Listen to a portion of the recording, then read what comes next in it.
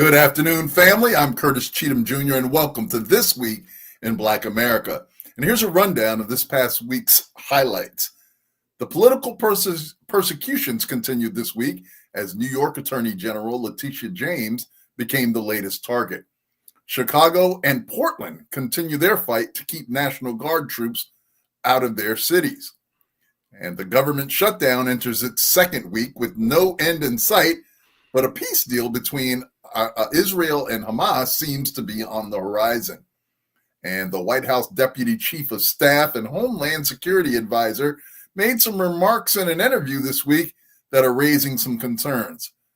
And a new fuel source was tested this week with the potential to solve our plastic recycling problem and our dependence on foreign fuel. And we'll get into all of that along with so much more coming up on This Week in Black America. And as always, I got my brother Deshaun with me. How are you this afternoon, brother? I hope everything is going great for you. Everything is great. Great to see you. Always great to be by your side. Welcome to our co-host checking in. For those of you who may be new here, we invite you to stay by your keyboards. This is a very active show.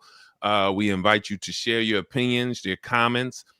We bring them onto the show and we talk about them. We don't call you our audience. We call you our co-host. So we're here every Friday, 12 p.m. Eastern time. We go till about 1:30. Sometimes if the dialogue goes long, we'll go to about 2. But we have a lot of fun here. We try to catch up on everything that happened this week. For those of you who are busy working, sometimes you guys will share things with us that we may have missed. And that really makes the show a lot of fun. So if you're going to spend some time with us, hit the like button. That lets the algorithm know that you like this type of content. Make sure that you will get more of it. And we're happy to have you. So, Curtis, my brother, how's your week been? Well, let's not even from people freezing on camera to an incredible. We're witnessing the birth of a reiteration of a Black potential Rockefeller. You know, the genius in our there's so much that happened this week that I was just texting you and talking. I'm like, oh, we can't wait to talk about this. We're gonna have some laughs, but where we want to start? Cue us up. What's the first order of events you wanna go over? Well, I want to first off wish everybody a happy Mental Health Awareness Day. I didn't realize that was today, but came up on my feed. So I want to remind everybody in the times that we are in right now, protecting your mental health and your peace is paramount because people are trying to get you off your square for sure. And so we definitely want to make sure we acknowledge that and how important it's interesting because when we were young, they didn't have any of this sort of. I mean, I never recall celebrating mental health awareness month or day or anything. So I guess it's good though that we, as we've advanced, I guess as a society, that we've learned to place a higher priority on protecting our mental health and those sort of things. And I got to give a shout out to the young folks who are really leading that charge. Very well. It's an important thing. Absolutely. So, and we are under assault, literally and figuratively these days from social media, from the administration, from whatever other forces are out there, demons. We talk about. It's all out there, and we're all being assaulted on a daily basis. So protect your neck, but from the neck up is as the Wu-Tang, I think it was. Absolutely. The legendary Wu-Tang Clan. Absolutely. But this week, we saw a continuation of this thing, which I guess I get it, but why is this administration so focused on putting troops in American cities? Using the military to police these different, mostly, let's put it like it is, mostly Democratic run cities where they're trying to deploy the military, National Guardsmen. Portland being the latest, Chicago fighting back, suing the administration. Can you tee that up for us? What's what in the world is happening with this right now?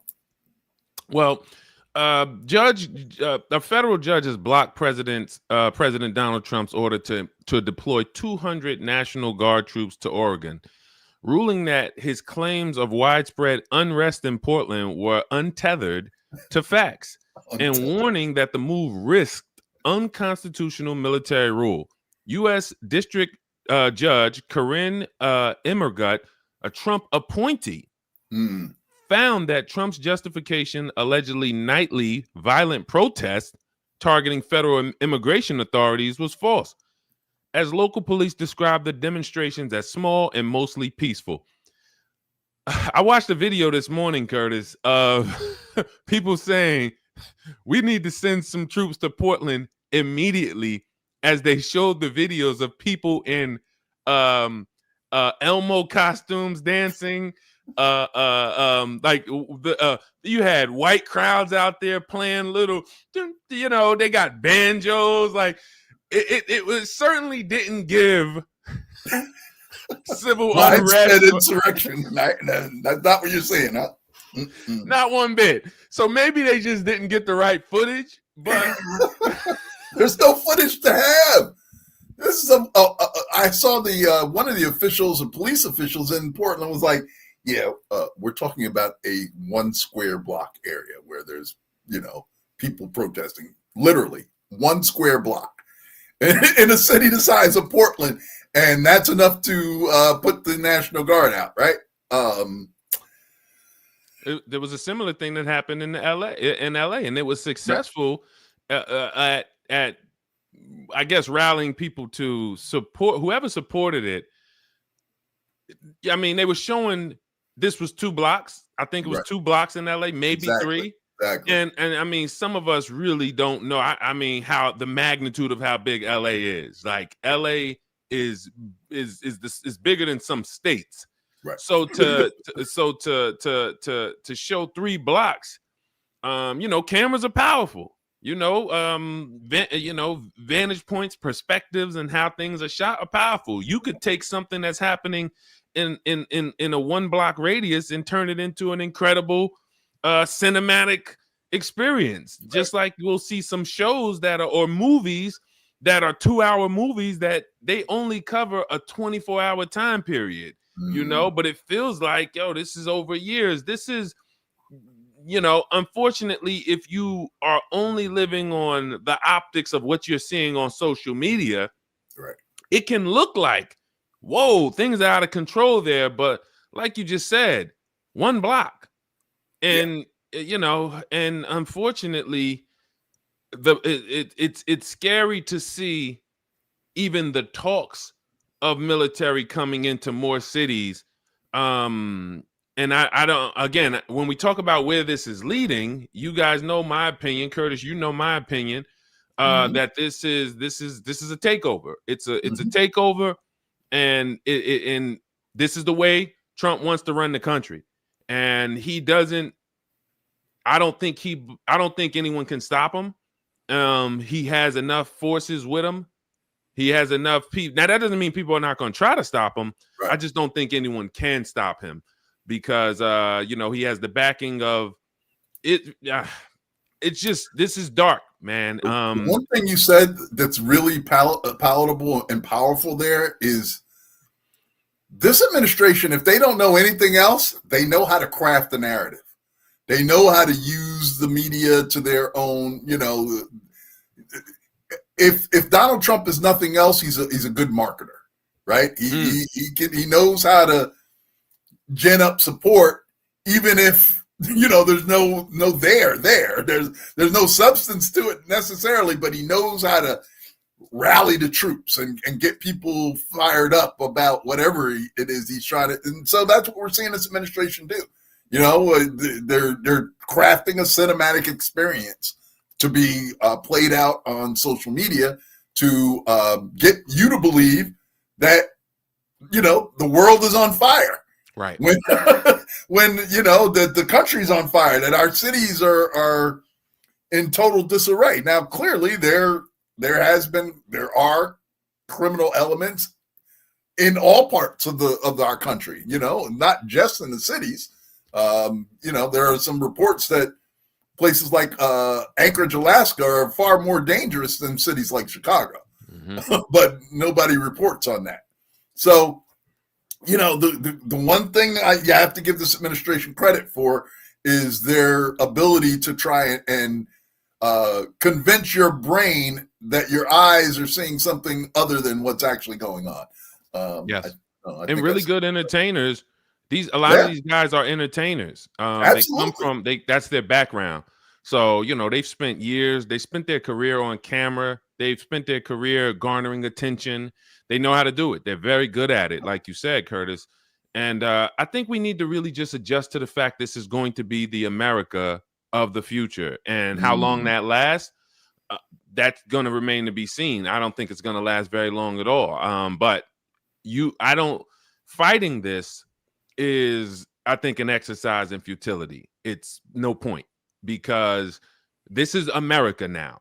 And it's like you probably seen the video, co-host in the audience, maybe you guys have seen the video of the person. It's a black guy, I don't know his name, but the woman, the reporter said, so what do you recommend? Like, what's your advice for people, the youth in America? He said, leave. Wow. She said, wait, you want to, what do you mean by that? Leave. Because what he's saying is, this is it. This is what it's going to be.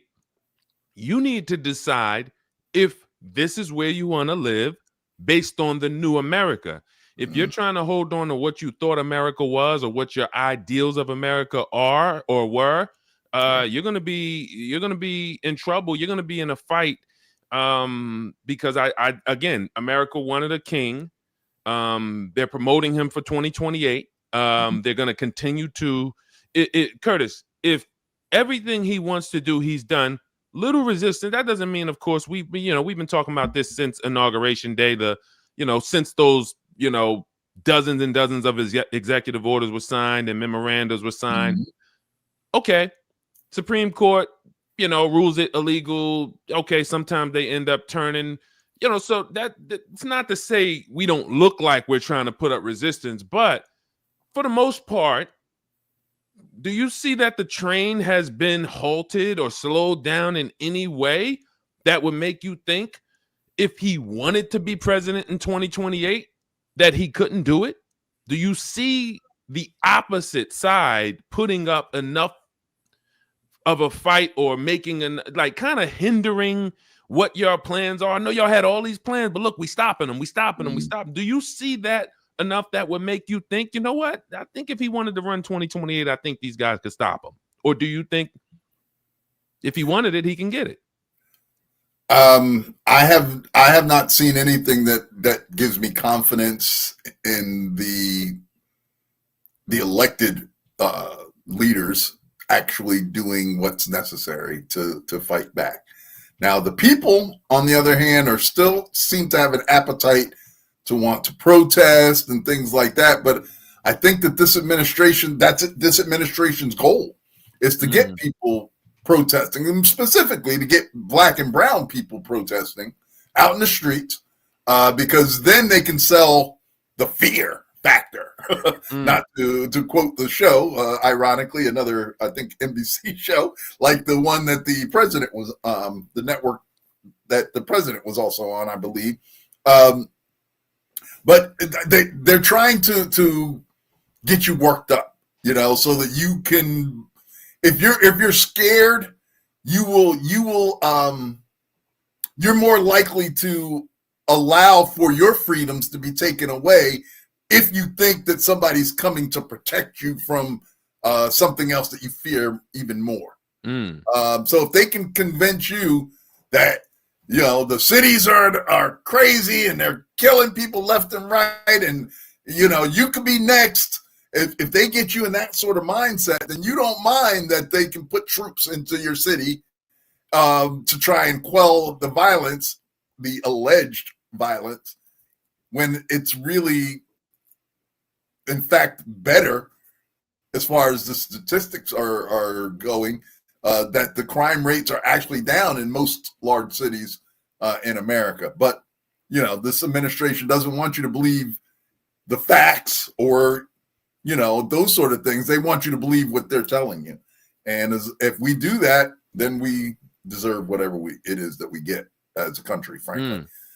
It reminds me of with the way you just laid that out.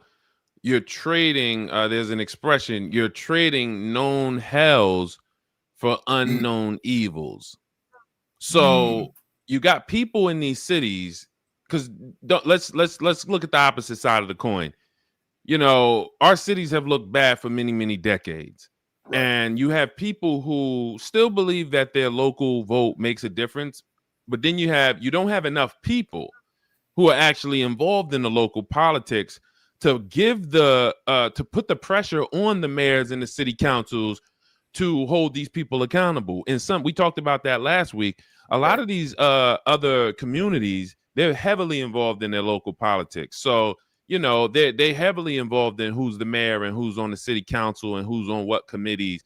And in a lot of our communities, we're not. So you will have those people who will sit back, not vote, complain, right, and they'll call for a replacement of the current administrations in their cities.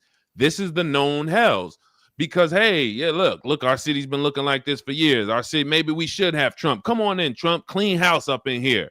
But you don't realize you're trading those known hells for unknown evils. Because now you'll look back in a year, 2 years, and you don't realize that the federal government having military in your city is a huge problem.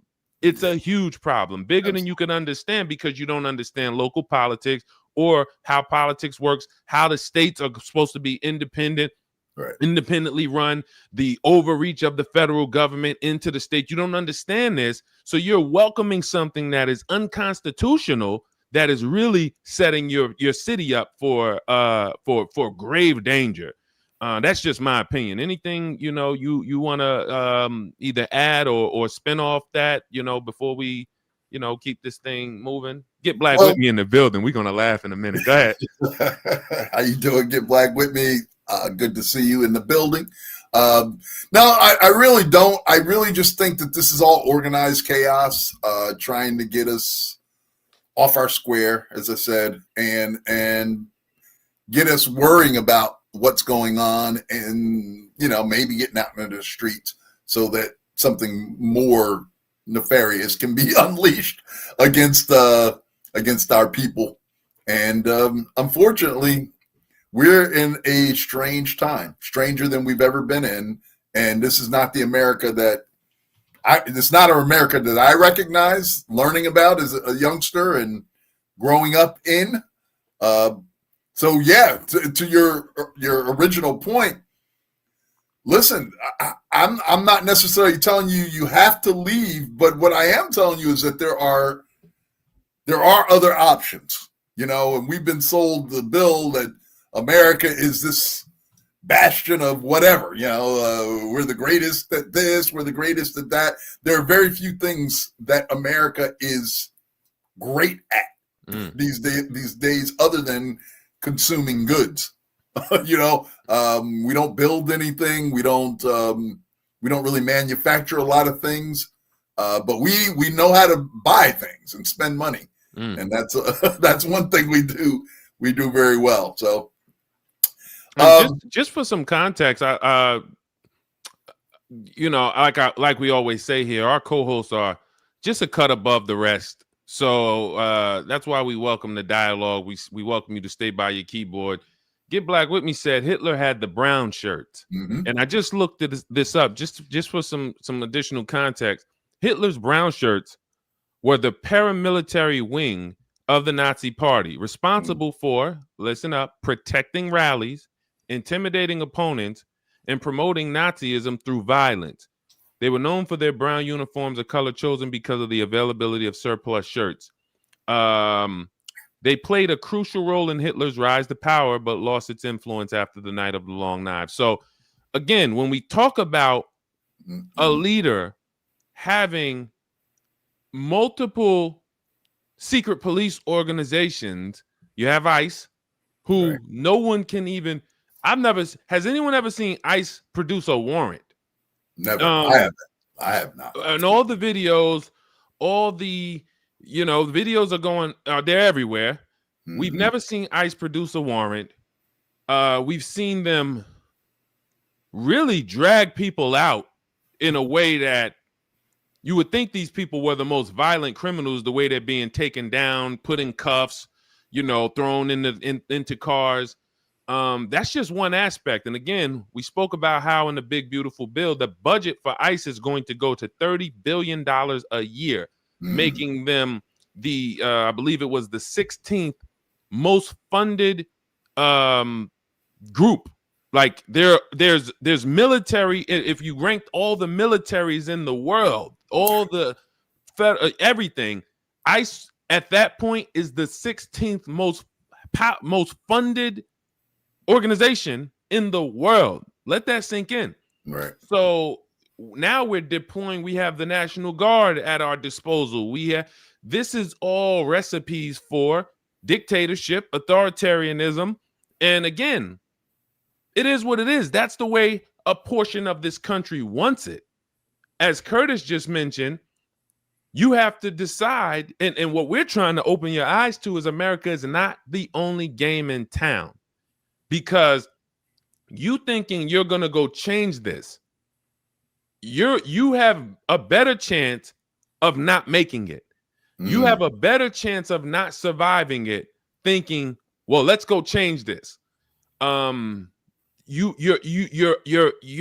safer play, and it may sound cowardly, but there was a you remember the phrase, Curtis, you can't fight City Hall? Yeah. Mm-hmm. So if that was a phrase that you can't fight City Hall, it's not cowardly because you don't choose to fight what is becoming the most powerful government takeover we've ever witnessed in modern history. Because you don't choose to fight that, and you're seeing violence. We're going to talk about some other things where violence is not off the table for this administration. You're not cowardly because you don't choose to fight that. You're actually, in my opinion, smart by looking at other options, exploring other options of where are some safer places to live. And hey, if this whole thing blows over in 3 years, I'll come back to America. Mm-hmm. But rallying to fight against this takeover, I just don't think that ends well. That's all I got on this. All right. Well, we've got a front row seat, unfortunately, to whatever is going to play out. But listen, in a world that's the internet has made the world a lot smaller, right? Mm-hmm. And so that we can now get news from what's going on anywhere in the world almost instantaneously. Those little computers that we hold in our hands can also help investigate. Where else is there to maybe live? Where, you don't have the political retribution that we're seeing in America, and, that sort of thing. And the push to try and put people in places where they need to protest and maybe even be subject to martial law. Or, what's interesting, and I heard another piece about this. So this might have gone under the radar, but the state of Texas sent, I believe it was 200 National Guard troops to Illinois, if I'm not mistaken. 200 National Guard troops to the state of Illinois to sort of enforce the whatever the reason they're there. And the governor of Oklahoma, who is a Republican, made an excellent point, saying he disagrees with Texas sending their troops to another state, because how would the state of Oklahoma feel if the state of Illinois sent 200 of their troops under a Biden administration to a Republican state in order to enforce some sort of federal guidance? It would be the beginning of a civil war for sure, because that a Republican state, a red state, would not stand for troops from a blue state coming in under a blue administration under the guise of some sort of protection. And I thought that was a salient point, is that, listen, we're seeing them do things that we know they wouldn't accept if the shoe were on the other foot. So absolutely, we'll wait and see how it plays out. But there's some things going on here that you got to sit back and think, why is that important? That's why it's important, because you would never accept this if the shoe were on the other foot. And absolutely. We're seeing the beginnings of something nefarious going on here for sure. Want to switch gears a little bit because it was a story I wanted to get to last week, and I don't know how much time we'll actually devote to it. But there was a group of there was a group, an Atlanta venture capital group called the Fearless Fund. Is a global initiative advancing demographic equity. And they had this grant that they were doing called the Strivers Grant. And it was specifically to support Black women. And they were taken to court by this group called the American Alliance for Equal Rights, led by some guy named Edward Blum, sued the Fearless Fund, saying that because they were offering these grants to Black women specifically, that they were discriminatory. And the fact that the matter is they were brought to court. They actually have settled. They settled the case. The Fearless Fund agreed to not offer that particular grant any longer. They are still continuing their efforts to inject, if you will, diversity and equity into the capital funding markets. But I thought it was interesting that they're still continuing to push forward. Now, even though they got sued, they settled it, but they're continuing their fight. And I'm just wondering what the next shoe to drop is going to be as far as them trying to fight now. These people really just trying to open up the capital markets to a more diverse population, because far too often we see that, and I know you know a little something about this, that the access to the capital markets has been restricted for a lot of businesses because they don't have the right complexion. Let's just call it what it is, I guess. And this group of people are really trying to equal that out, and people are upset that we're trying to equal the playing field, and that's what this whole DEI backlash is that people don't want an equal playing field. They want to have the advantage. Sure. They want to keep the advantage that they've had historically, and yet, when we try and do anything to kind of equal the playing field, it feels like persecution to them. Absolutely.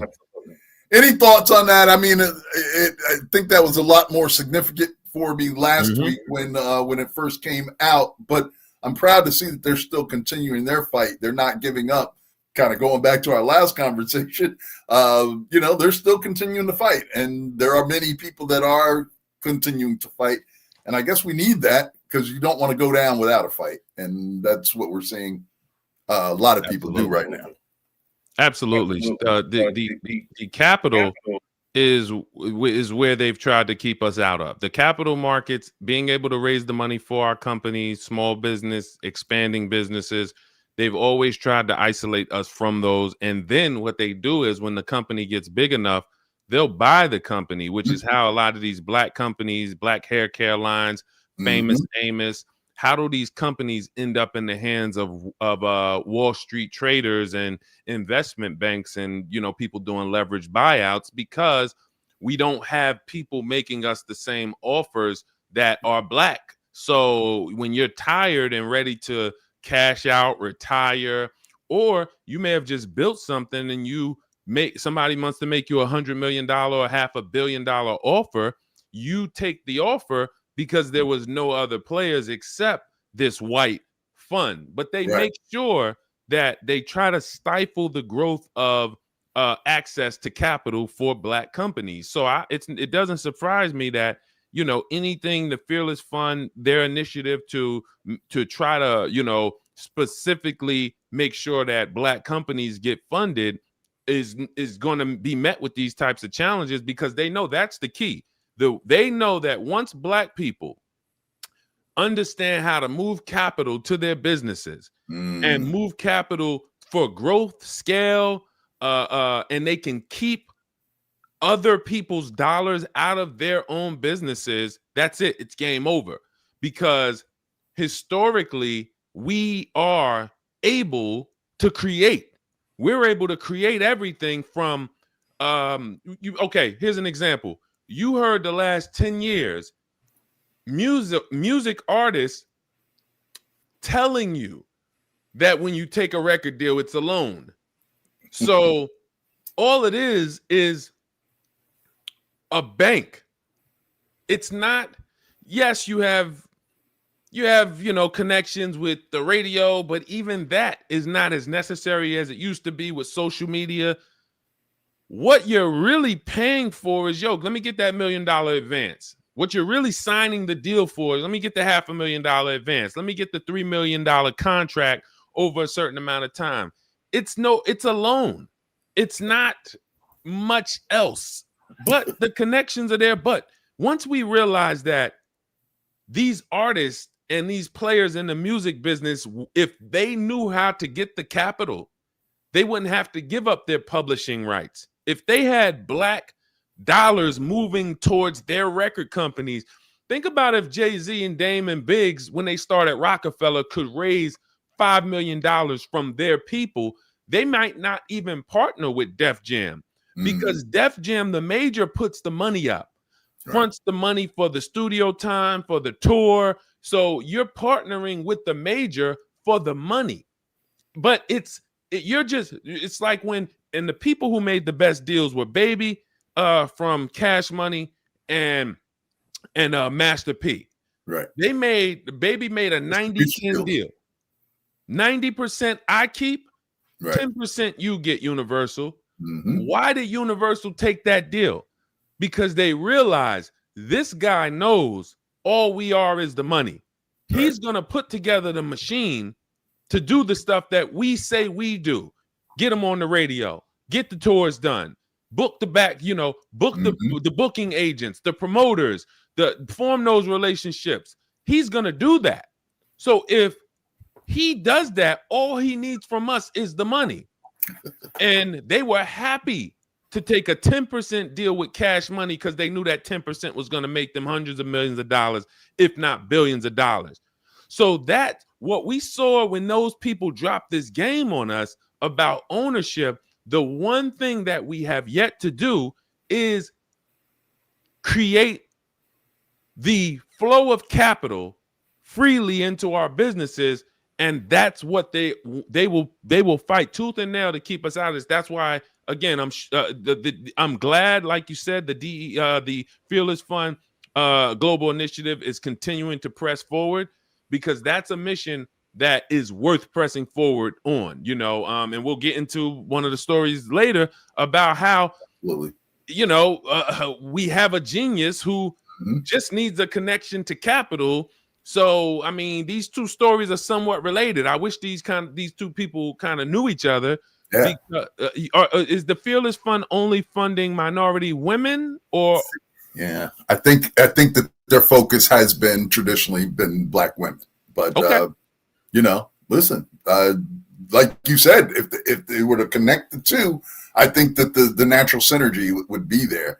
And the one thing I'm seeing and thought that came to my mind while you were talking is that, so often you work hard to put a business together. You get this big 6, 7, 8-figure deal to sell your company. Now you can go off somewhere and relax. You don't have to, in most cases, you don't have to go and get another 9-to-5 job or anything. You sold a major company for a lot of money, and then you can go and kind of rest on your laurels. But I think what we should be maybe doing is taking that money, and more importantly, the knowledge that we acquired, or that these people acquired, to get the company to a point where they could sell it for millions and millions of dollars. How about doing it again? Now you've got capital. Now you've got something to really actually tangibly invest in those ideas that our community seems to come up with all so often. We come up with a lot of great ideas, but we don't always have, to the point that we've been talking about, we don't have the capital investment or have access to the capital investments that are needed to bring those great ideas to fruition. And when we find somebody who's done it before, instead of them taking the money and going to an island or moving, somewhere where they can chill, maybe they get some sort of consortium together where they can, pool the money that they have made and use that to maybe invest in the next great thing or the next big thing. Get Black With Me makes a great point that rather than try and break into a hostile environment, create your own.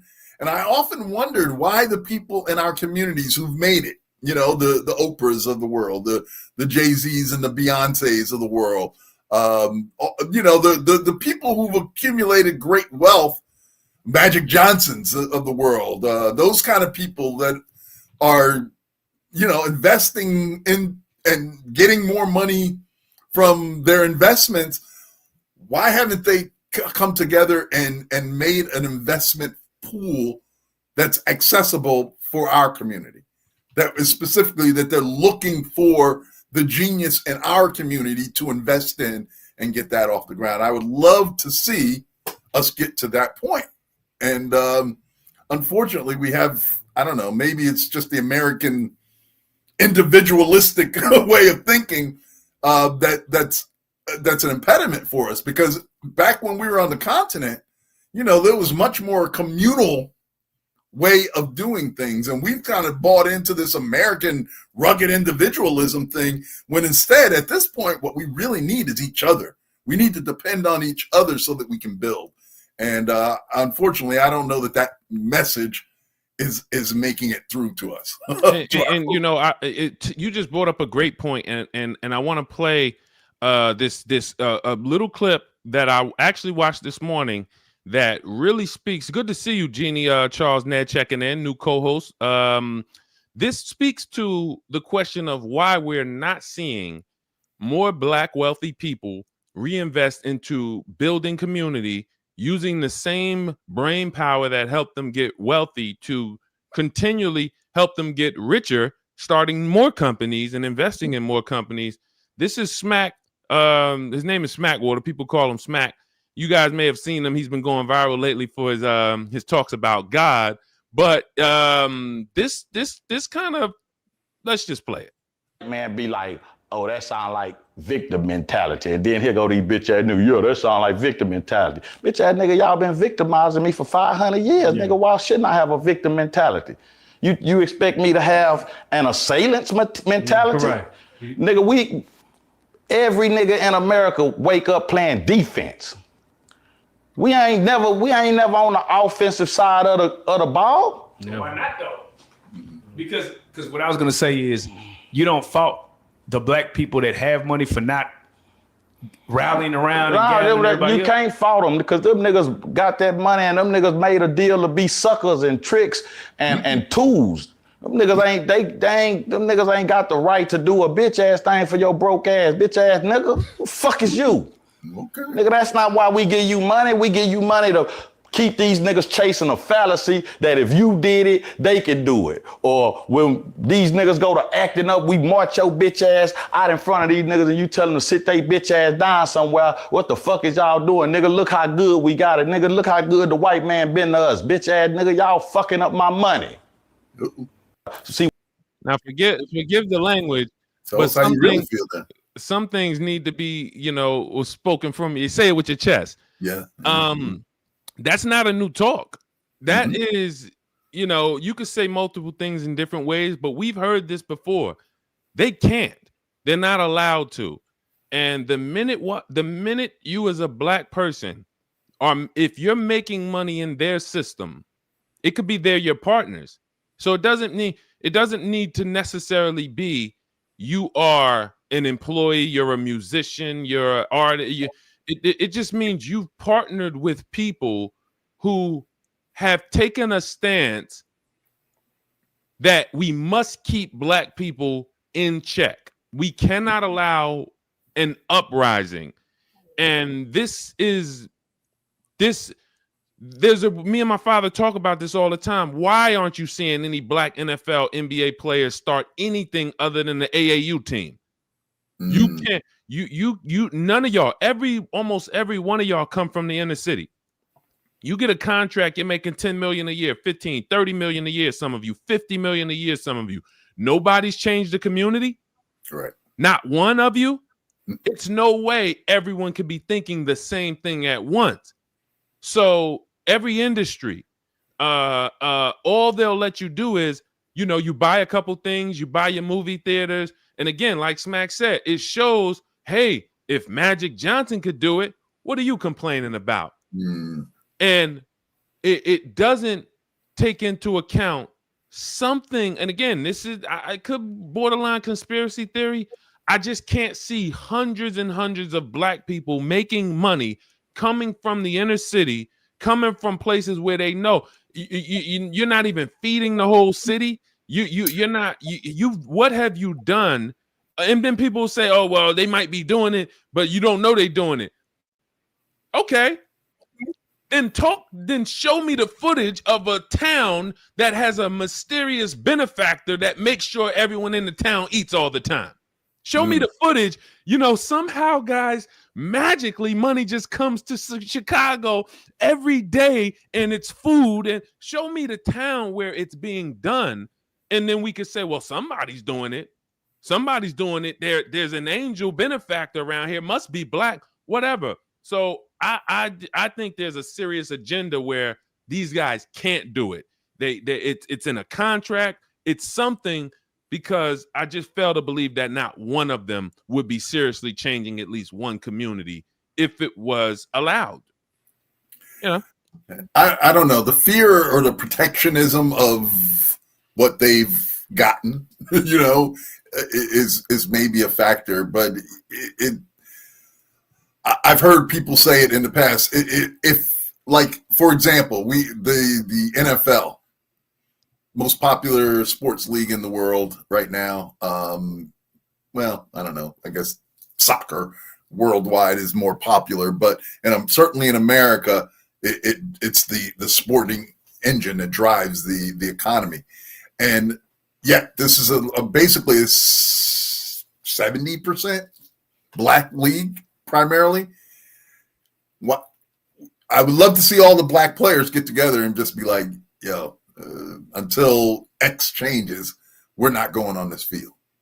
I know it won't happen because people are trying to protect their, hey, listen, the NFL has a very short window to make money, and we saw by Colin Kaepernick that, and more recently, the Shedeur Sanders thing, the way that played out, that they will sit you down and humble you, or try at least to humble you, if they feel like you're not towing the line. So, the NFL is a big engine, but if all of the Black players collectively got together and was like, you know what, until we get this, we're not playing. We're not going out there. And then they'd have to put the scabs out there like they did back in the late 80s, I believe it was, when they were on strike. And that's horrible product. The people that are playing semi-pro ball somewhere now are the best that they have to offer. But if all the Black players realized their collective power and decided, you know what, this week we all gonna be somewhere else. We got something else to do this weekend. We're not. And if you start affecting the money and really getting into more real partnerships, get into a partnership rather than what people have described as the new age plantation. They're well-paid slaves. I mean, even the mentality, the name of the the people that run the teams, owners. How are you owning other people in 2025? Trading them like the block, trading them on the block. If you ever watch the NFL draft, it gives it definitely will trigger you to think back to the way they examined the slaves when they were on the blocks back during the time of the enslavement of our people here. And Curtis, I'm not even saying don't bite the hand that feeds you or don't mess the money up. But when you look and you see that $300,000 hit your account this month, some of these players, $300,000 is going to hit over the course of, I think Cam said he was seeing $700,000 every week or something like that. Numbers that the average person forget seeing, can't even comprehend every week hitting. Why can't you take any of that 100,000, 300,000, 700,000 a week, use the same ingenuity that helped you grow to the point where you could make that money and come up with a new idea, as you were saying a couple minutes ago, to grow that money, but also put other people in flight. So because people might say, oh man, well, you telling these brothers to mess up their money, man, and take a stand, and okay, don't mess. All right. Well, there's more than one way to skin a cat. But can you, off the field, think about what I can do to change my people, my situation, my community? And again, I think they can. I think it's written into their contracts. You cannot do this. And the minute we start to see you doing anything concerning social justice or trying to rally your people or start some type of capital market or some type of investment fund where your people are going to get rich with you, we going to cut off that capital. Like Get Black With Me said, the access to capital, we will cut that very quickly. It got to be built in, because like I said, black people, we come up with so much. We're geniuses. I can't see all of these wonderful, brilliant, rich, black, hardworking people who are goal-oriented. Just all of a sudden, none of them are going to take that bull by the horns when they have all the money necessary to do it. Well, see, to me, this is a recognition of power, right? And you said something about don't mess the money up. And I get that, not biting the hand that feeds you. But what we as a people have to start realizing is that they don't make money without us. We are what drives that engine. Nope. All right. So you remember the NFL in the early days, when before the Super Bowl, and it was when they weren't letting black folks play, or even before Jackie Robinson integrated baseball, and how boring some of those sports were. We are the thing that brings whatever that it factor is that makes people tune in and record numbers to the NFL. It's us. You mean you're not watching, Curtis? You mean you're not watching none of that 1960s basketball footage? No, not at all. Because nobody loves that. Nobody wants that. When you've seen Michael Jordan, once you've seen Michael Jordan, are you going to go back to Jerry West? And all props to Jerry West. He was a great player for what it was, but we are the engines that drive this, that make somebody else rich. What would happen if we had all these superstar athletes set aside a portion of their money to put in some sort of fund that becomes that safety blanket, so would allow them to take some sort of collective action without risking the bag, as the young folks say. How about thinking a little bit differently about this? We are so often caught in the mindset of the people who kidnapped us and brought us here. And so anyway, it's to me, it's about a recognition of our power. What we bring to the table is what drives the engine that makes other people rich in this country. And if we recognize our own worth, our own power, what we bring to the table, and really began to kind of put that together collectively, there's no stopping us. Absolutely. There would be no stopping us. Not a question. Get Black with Me just said something hilarious. Imagine have our own league and that competes with the white leagues. It couldn't happen. Listen, when we would come out, when we played football when we were young, some of the boys know and maybe some of the girls know because the girls were jumping rope and watching, and some of the girls every now and then you had a girl that could just play football with the boys and she was great. But we knew if you stacked all the good players on one team, if you were the captain and then you picked the dude and once you pick 3 people, nah, bro, this is a slaughter. Hold on. Nah, nope. You can't have no one wants to see it. No one wants to see a slaughter. Same way when you're playing Madden and you put it on easy so that you can beat the team 70-0, have a 99% completion rate and run all the kickoffs back. Yeah, it's cool, but no one wants to watch it, and I think just change what's going to happen as we change the capital, because there's so many brilliant Black people that are having this conversation. And as we change the capital flows, and this all started from us talking about this Fearless Fund, which has led to, a conversation about capital. As we change the flow of capital and the access, the acceleration of growth of Black business and equity and wealth is going to go nuts, and it's not going to take long. It's just certain pieces that have to be in play. We have more Black private equity firms than we've had in the past. We have more Black venture capital firms, more Black seed funds, and once we can really build this marketplace where everybody who is from the community who wants to start a company, grow a company, scale a company, knows the roadmap, it's game over.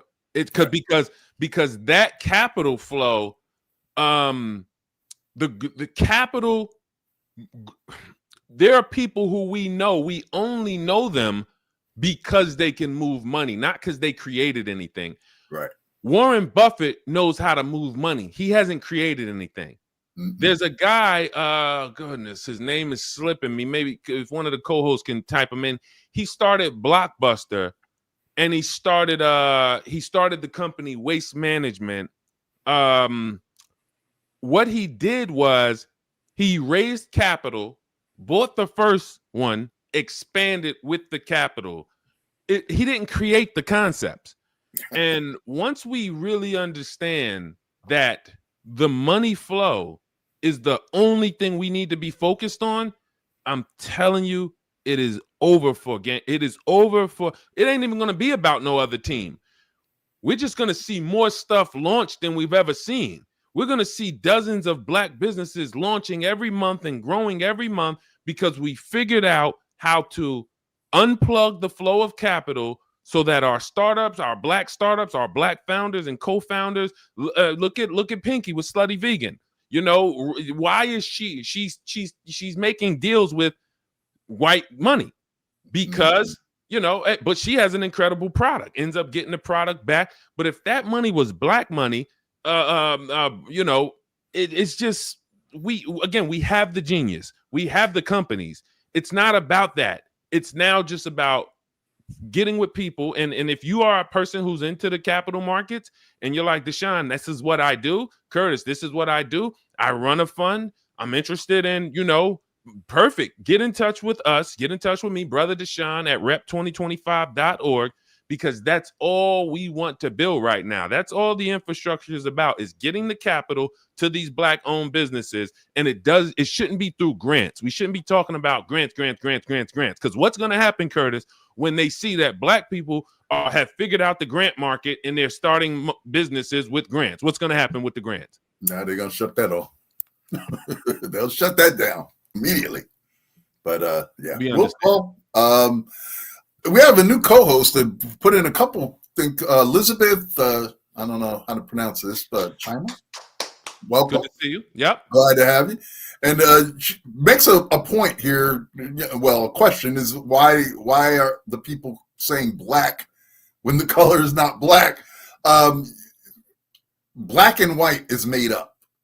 All right, that's all part of a game to keep us separated. Go back and look in history. There was no black or white until 1600s. In that time frame when they needed a way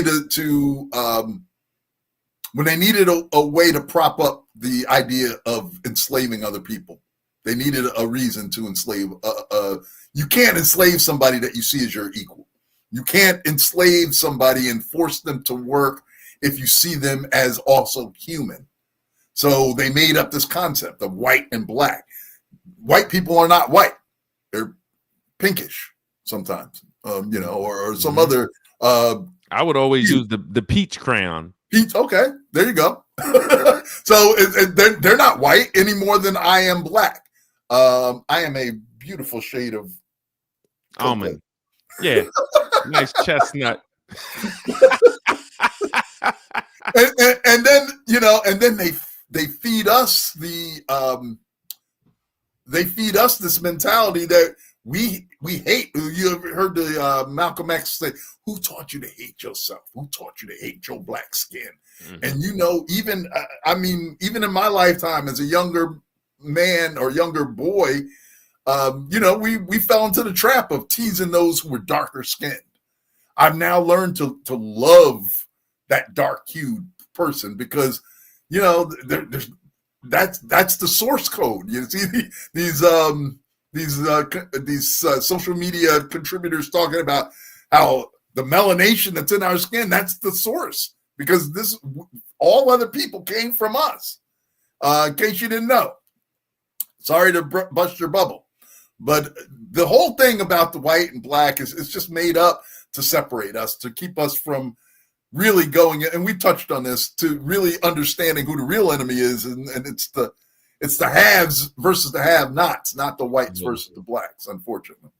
Absolutely. So, absolutely. And we're gonna speak that language because it's understandable. But we also welcome everybody when it comes. But there are conversations that we need to have because there are cultural differences. If I'm with a bunch of people in church, we're gonna talk about church, black, white, anything. We're gonna talk about Jesus. We're gonna talk about the Bible. We're gonna talk about prophecy.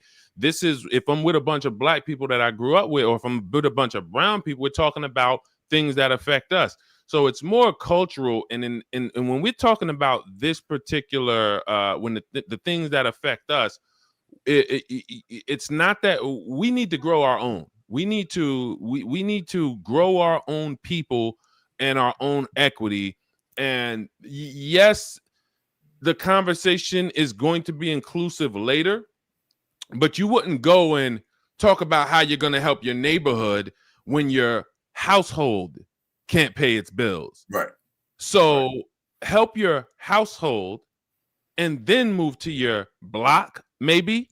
Self-preservation is, I think, the greatest human need. It's the greatest tendency, self-preservation. So it's natural. It would be unnatural for a person who can't even get up to think about, how can I help this whole city? You're bedridden right now. So how about you concentrate on your health, get yourself to a place where you can be of value to your household. And then once your household is doing well, let that spill out to your neighborhood.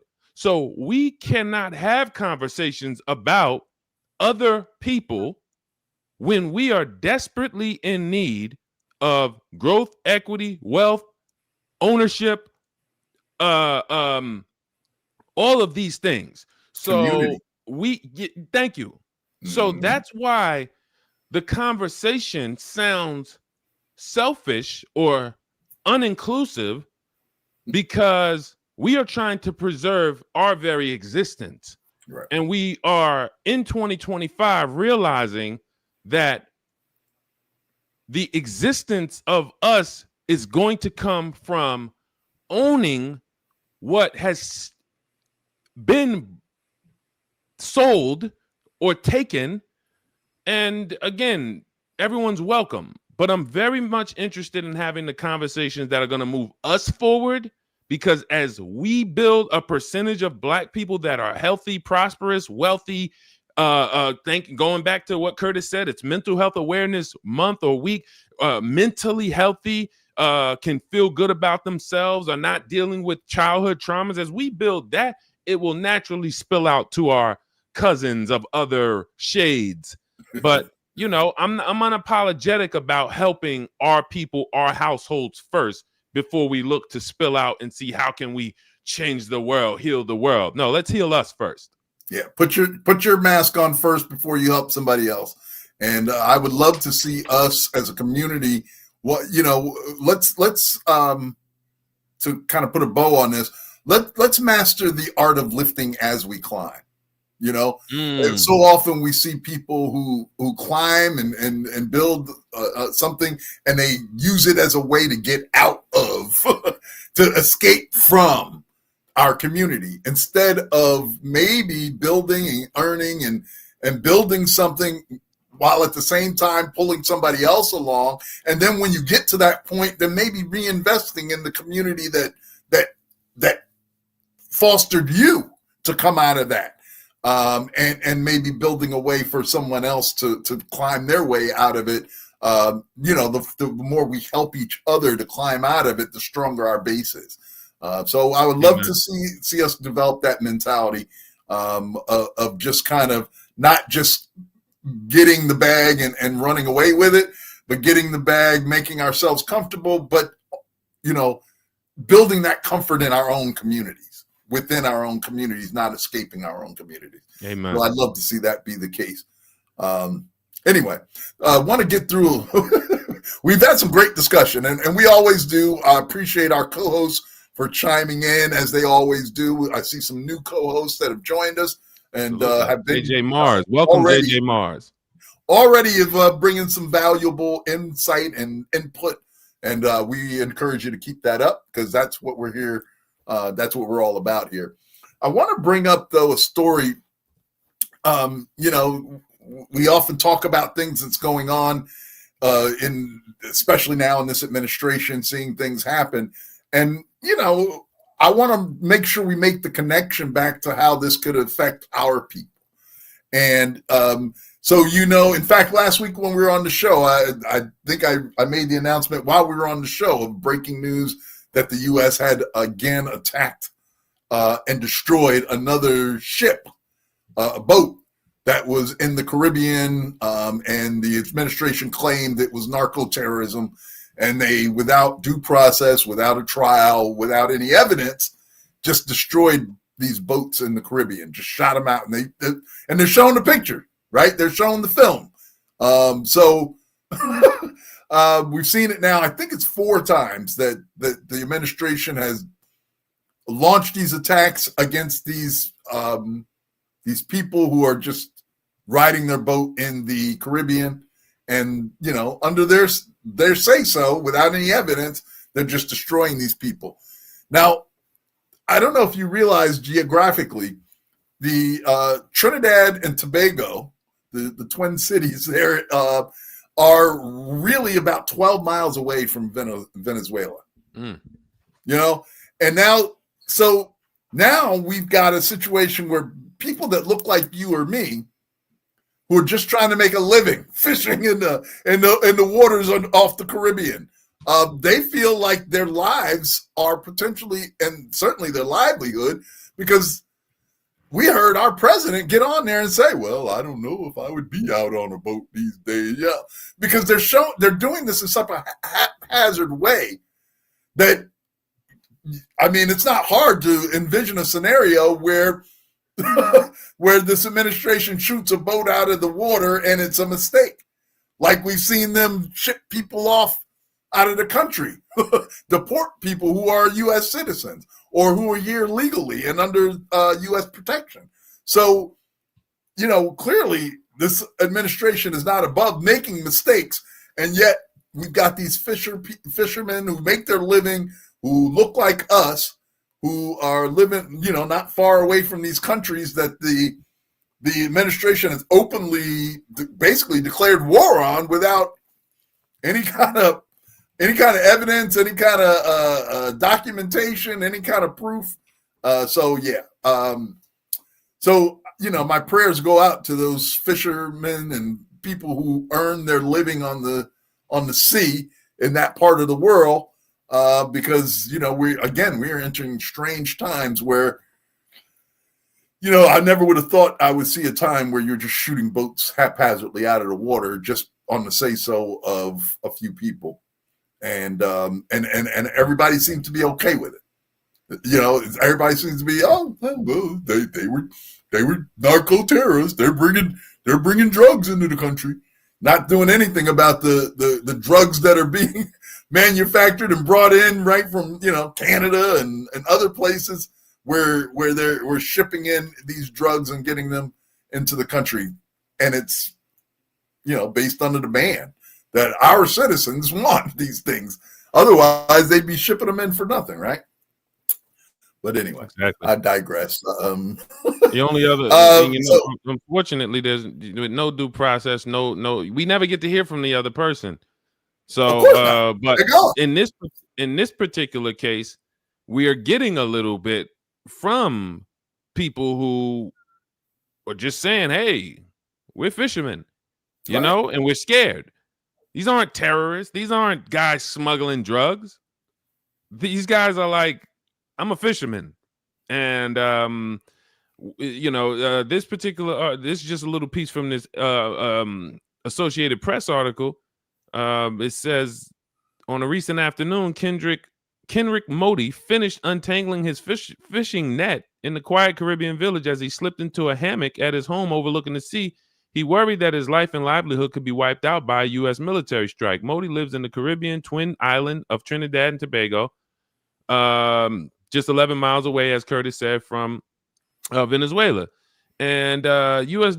President Donald Trump is giving instructions to shoot and kill people. This is, he said, what could we do? Right. So now you're scared to even be in those waters. And it's just, again, it amazes me, Curtis, how quickly things become normal. Right. We had drones flying through New Jersey. And I don't agree with everything that Gavin Newsom says, but he's a well-spoken guy. And he is very much telling people this is not normal. Right. And I like that he continually rings that bell. This is not normal. Because the minute you accept things that are not normal as normal, you're going to stop, as Curtis always says, being woke, having your head on a swivel. Oh, this is normal. It's normal for drones to be flying over us. It's normal for us to be shooting boats out of the water and not even having any anyone from that side able to talk. So, again, our prayers go out to the people of Trinidad and Tobago and the people who are trying to make a living. And it's a new day. It's a new day. You're not kidding about that. It is definitely a new day. So yeah, absolutely. Our prayers for sanity to reign at this time when it seems like insanity is driving the ship. We also find ourselves in a time of political violence, unfortunately, here in America, the likes of which we haven't seen in quite a while. Not to say, I came to the recognition that America is a very violent country and always has been from its inception. And now it's like we're trying to realize or trying to act like, this is something new.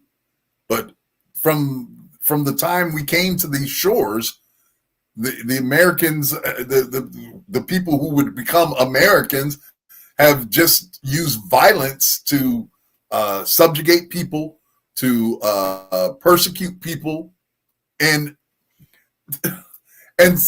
I guess there are those who would, say, oh, well, you don't like it, leave.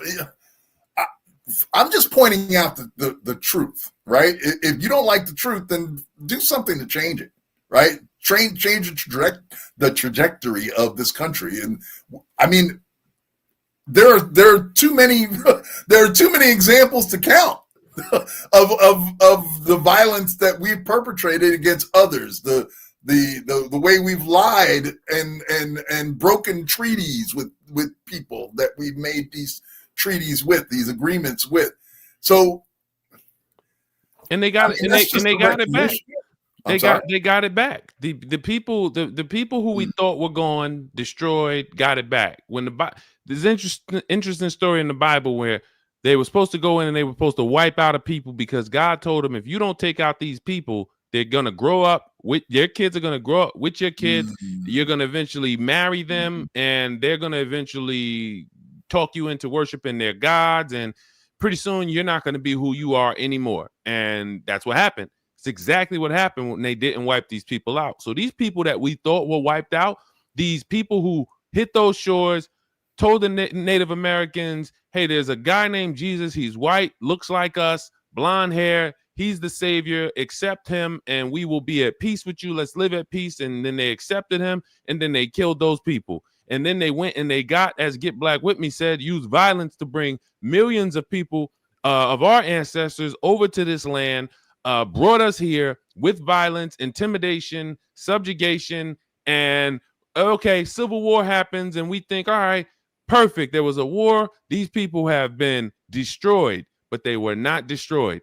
And they were sitting dormant, waiting for the right opportunity, continued to show little, it's like the little thing at the carnival that you got to take the big hammer every now and then, the head comes up and you got to hit it back and it goes down. And you're like, oh, all right, there he is. And you think, all right, all right, every now and then one of these white supremacist groups or things or events would happen and you're like, wait, those people are still out there, but they're in the backwoods sleeping with their cousins and sisters. So but every now and then they show up and they're like, okay, but they're at bay. They ain't got no real power and no real influence. And they were just waiting for the right opportunity where they can have the leadership that aligned with them, that would move their agenda forward and allow them to come out of those backwoods and take off those dirty overalls and be like, you know what? This is what it always should have been. Right. And they got it back. They got it back. And they are, now you got to decide, is this where I want to live? Because these guys would rather burn it down than see equality. They've never believed in it.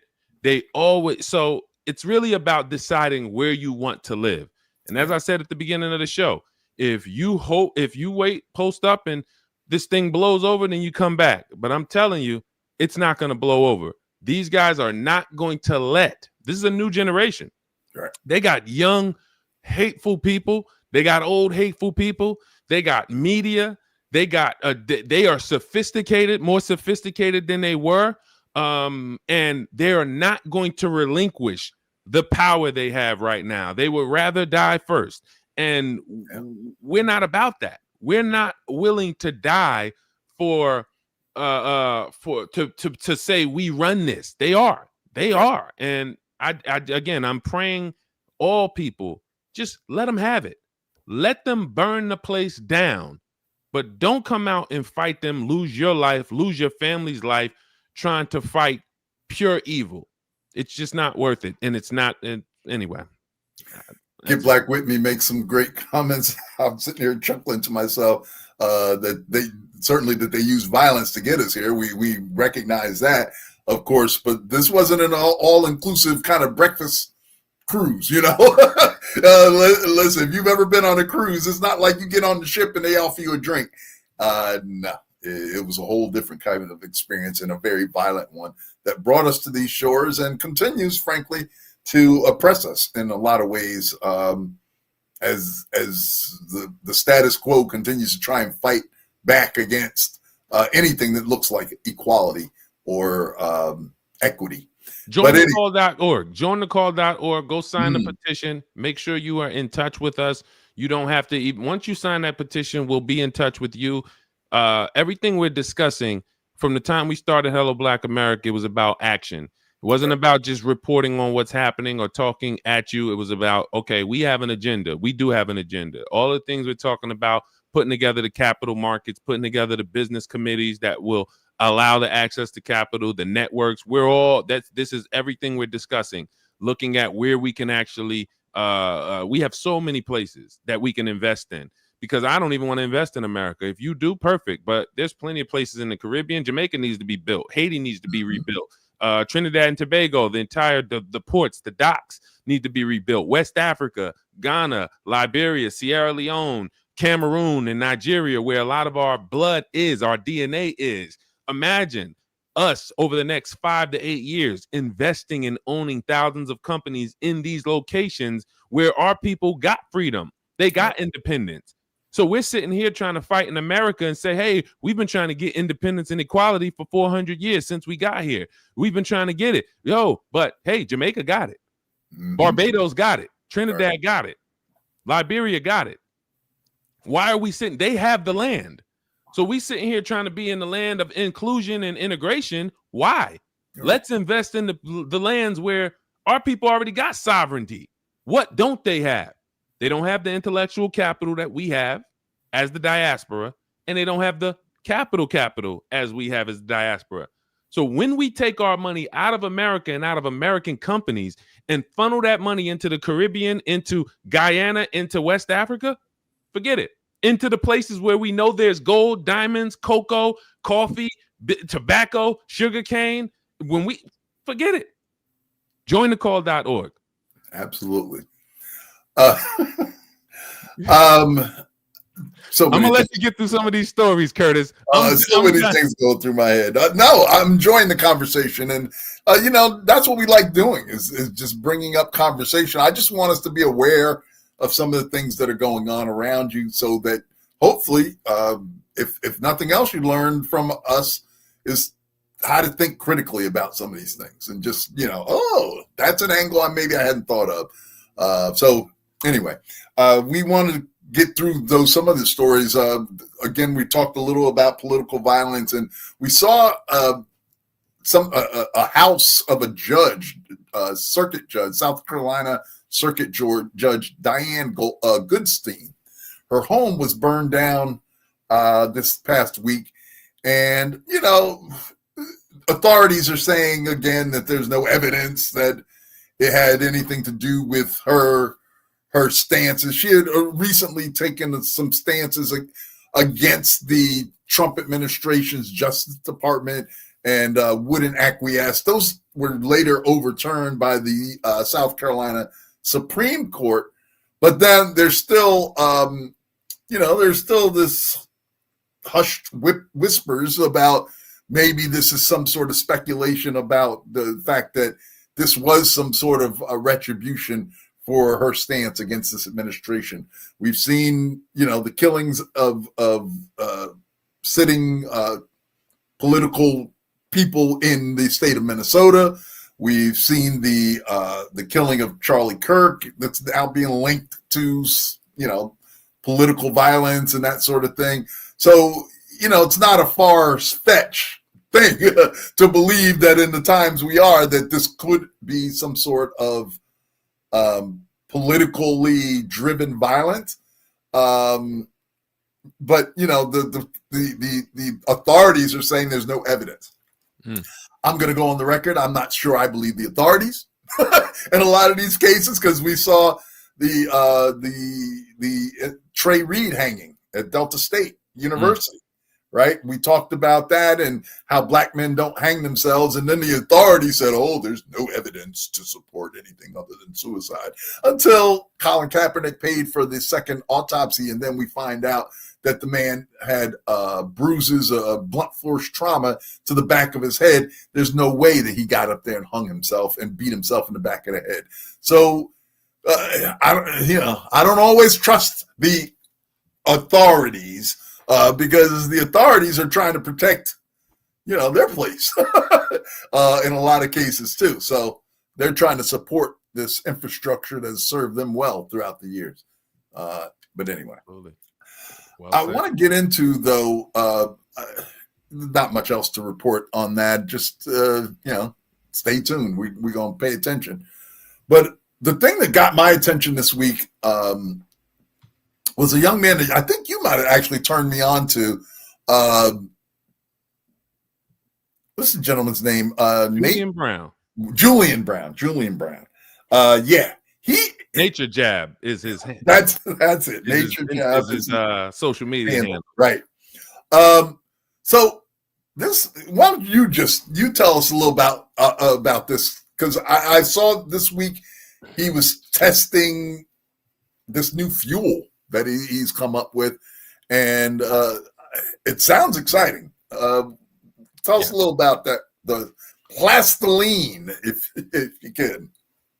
Absolutely. What for those of you who don't know this young man, it's hard not to, because not only is he a genius, he's a master marketer. He has millions of followers on social media. His name is Julian Brown. As I said, his social media handle is Nature Jab, and what we know him for is developing a system to refine plastic waste into fuel. And he's refined it into gasoline and diesel, and he has called it Plastadiesel and Plastoline.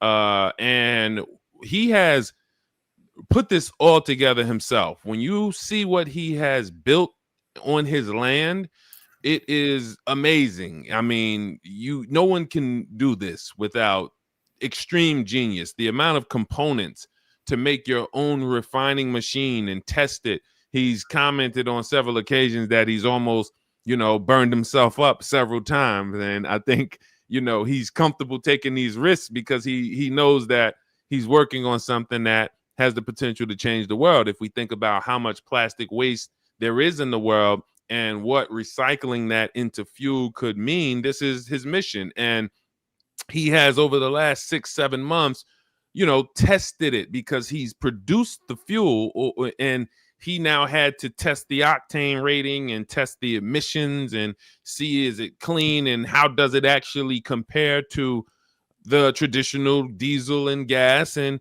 it's passed with flying colors. It's exceeded those, and with a much better benefit, because this is going to be better for the environment and give us a great outcome. So this latest event took place in Atlanta, where the true test was, can we power a car with this fuel he's created?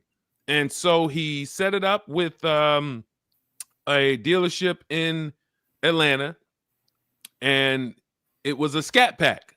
It was let me just share my screen so you guys can actually see how this went.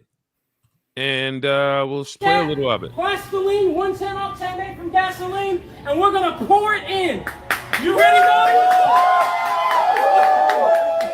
You ready, Nobby? You ready, Nobby?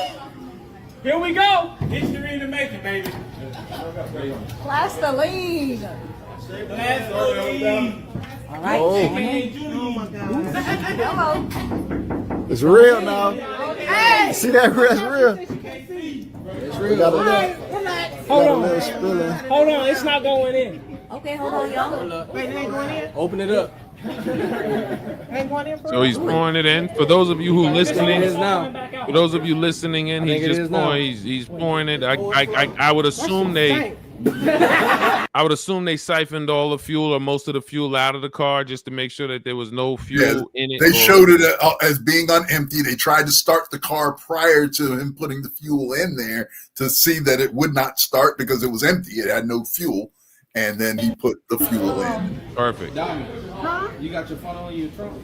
No, I ain't got no funnel. Anybody got a Because Oh, this was the video of him. I guess they were trying to put it in. It wasn't. That's the longer cut of it, where they have an edited version where they cut out all that stuff. But so we wouldn't be talking about this if the car didn't start.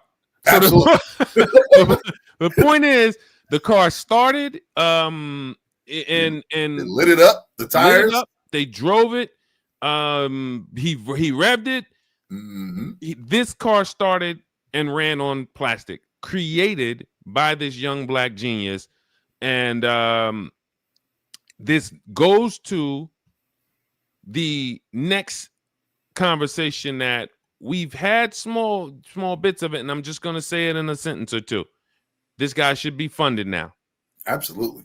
Anybody Absolutely who is running a private equity firm, a venture capital firm, an angel investing firm, you should be getting in touch to see how much this guy needs to build his team and his facility. That's what he needs, a team and a facility, so that he can take this product and he can turn it into $100 million company over the next 2-3 years, and then turn it into a multi-billion-dollar company over the next 5 years. So this is huge in so many. If you see the amount of plastic that washes up in the ocean in the different countries, we tend to take all of our plastic refuse, and a lot of times we just throwing it into the ocean to kill the wildlife that's out there. But imagine, let your mind imagine a time where all these big detergent containers were just sit in landfills forever, can actually just be put into a grinder, ground up, go through this pyrolysis process that he describes, and this microwave pyrolysis process, which superheats the plastic, turns it into a liquid that they can then extract the fuel from. The genius of this is amazing. And it's sad that my mind immediately goes to, we got to protect this young man, because that there are going to be those who are trying to protect their money, from the fuel industries, the big oil companies. They got to be a little concerned about something like this.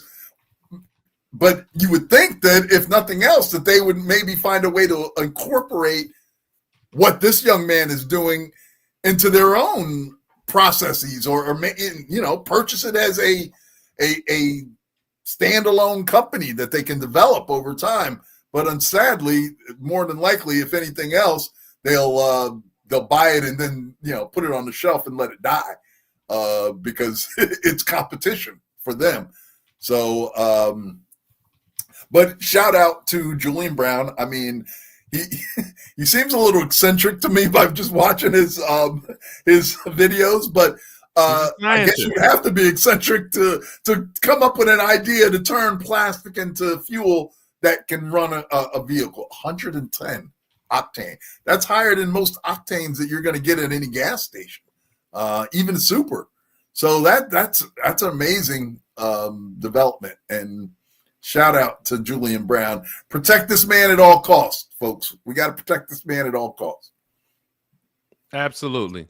It's not even a question. I like what Benita said. In that initial funding should be money for his security. Absolutely. Absolutely. He should be able to have a secure facility. But if again, Start Engine, Isaac Hayes III, you raise money through fan base on Start Engine. Get with Julian Brown somehow, figure out how to get him on Start Engine, create a pitch, find out how much money he needs initially so that he can raise that money and we can own a percentage of the company. Absolutely. Curtis, you want to own a percentage of Plastiline? I love it. I would love to get in on that. I mean, I think this is a huge upside. Huge. Exactly. I wouldn't mind being in on it.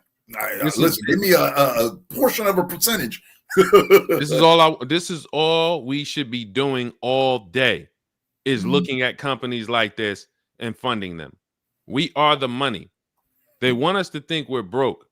Compared to the world, we're not broke.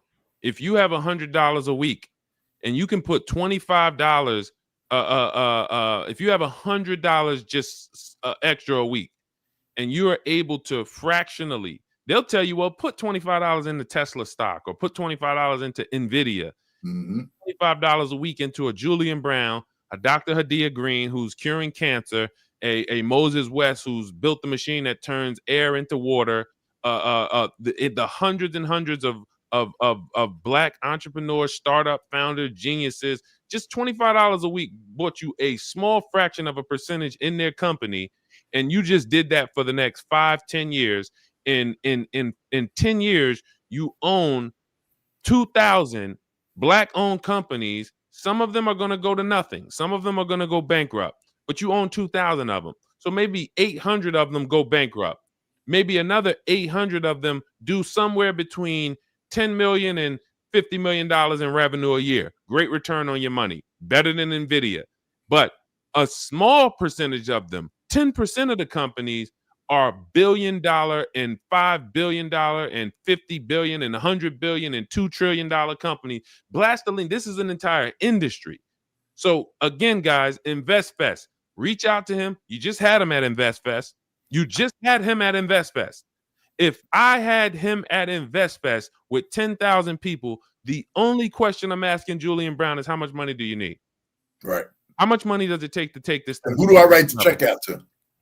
That really should be the only questions. That's right it. now. So, Get Black with Me. Always appreciate you bringing names to the fore and bringing information for us. She brings forward the name Percy Julian, who just quickly looked up, as an American research chemist who pioneered the chemical synthesis of medicinal drugs from plants. Kind of, again, out of the box type of thinking that we saw with people like George Washington Carver and his groundbreaking work with the peanut. Now we see Julian Brown doing some outstanding work here with developing a fuel source from recycled materials, solving more than two issues at once. It's a beautiful thing. And of course, Get Black with Me makes the point that in Japan, they are turning used grease into fuel as well. So around the world, we see, people trying to fight the battle against global warming and that sort of thing, which our government is seemingly fighting against. But the rest of the world seems to understand the importance of us altering our fuel sources. Otherwise, we may not, we may burn the planet down that we were entrusted with here on this earth. So more to come. I want to definitely stay tuned to what's going on with Julian. I like watching his videos. I want to see what's next. But to your point, the money ought to be, he's already shown and proved his concept. Proof of concept has already been shown. Now the money really should be rolling in at this point. So Agreed. Shout out to Mr. Brown. Continued good luck to him and blessings to him, and continued success in his efforts to develop this fuel. I would love to see it get off the ground. And another good point Get Black with Me just made, there are a lot of other parts that will need to go with plastic fuels, like compatible engines. Now, again, when you look at an industry being created, we're talking about a man who creates an industry where multiple other billion-dollar companies, ancillary products is what it's called. Right. It's the little branches that come out of the vine. So he creates an industry, and then that not only feeds everyone in his company, that, he builds the next, Standard Oil, which was Rockefeller's refinery. His company was called Standard Oil, but Rockefeller created so many other opportunities for ancillary products. So again, guys, I don't think there's anything bigger from an investment standpoint. And as you just said, Curtis, the proof of concept is done. The risk has been almost eliminated. Exactly. He's bootstrapped his way to this in his backyard. I mean, at this point, the money should be flowing, but it's not going to flow from anyone who is in with Petro. They're not going to let it happen. Right. Which they're going to try and squash it, if anything. 100%. Buy it up, buy the rights, kill it. People will when Rockefeller was building his industry, his empire, he would buy other refineries, and the first thing he would do is close them. So don't think if somebody comes and writes Julian Brown a $100 million check, which is nothing, they might write him a $1 billion check.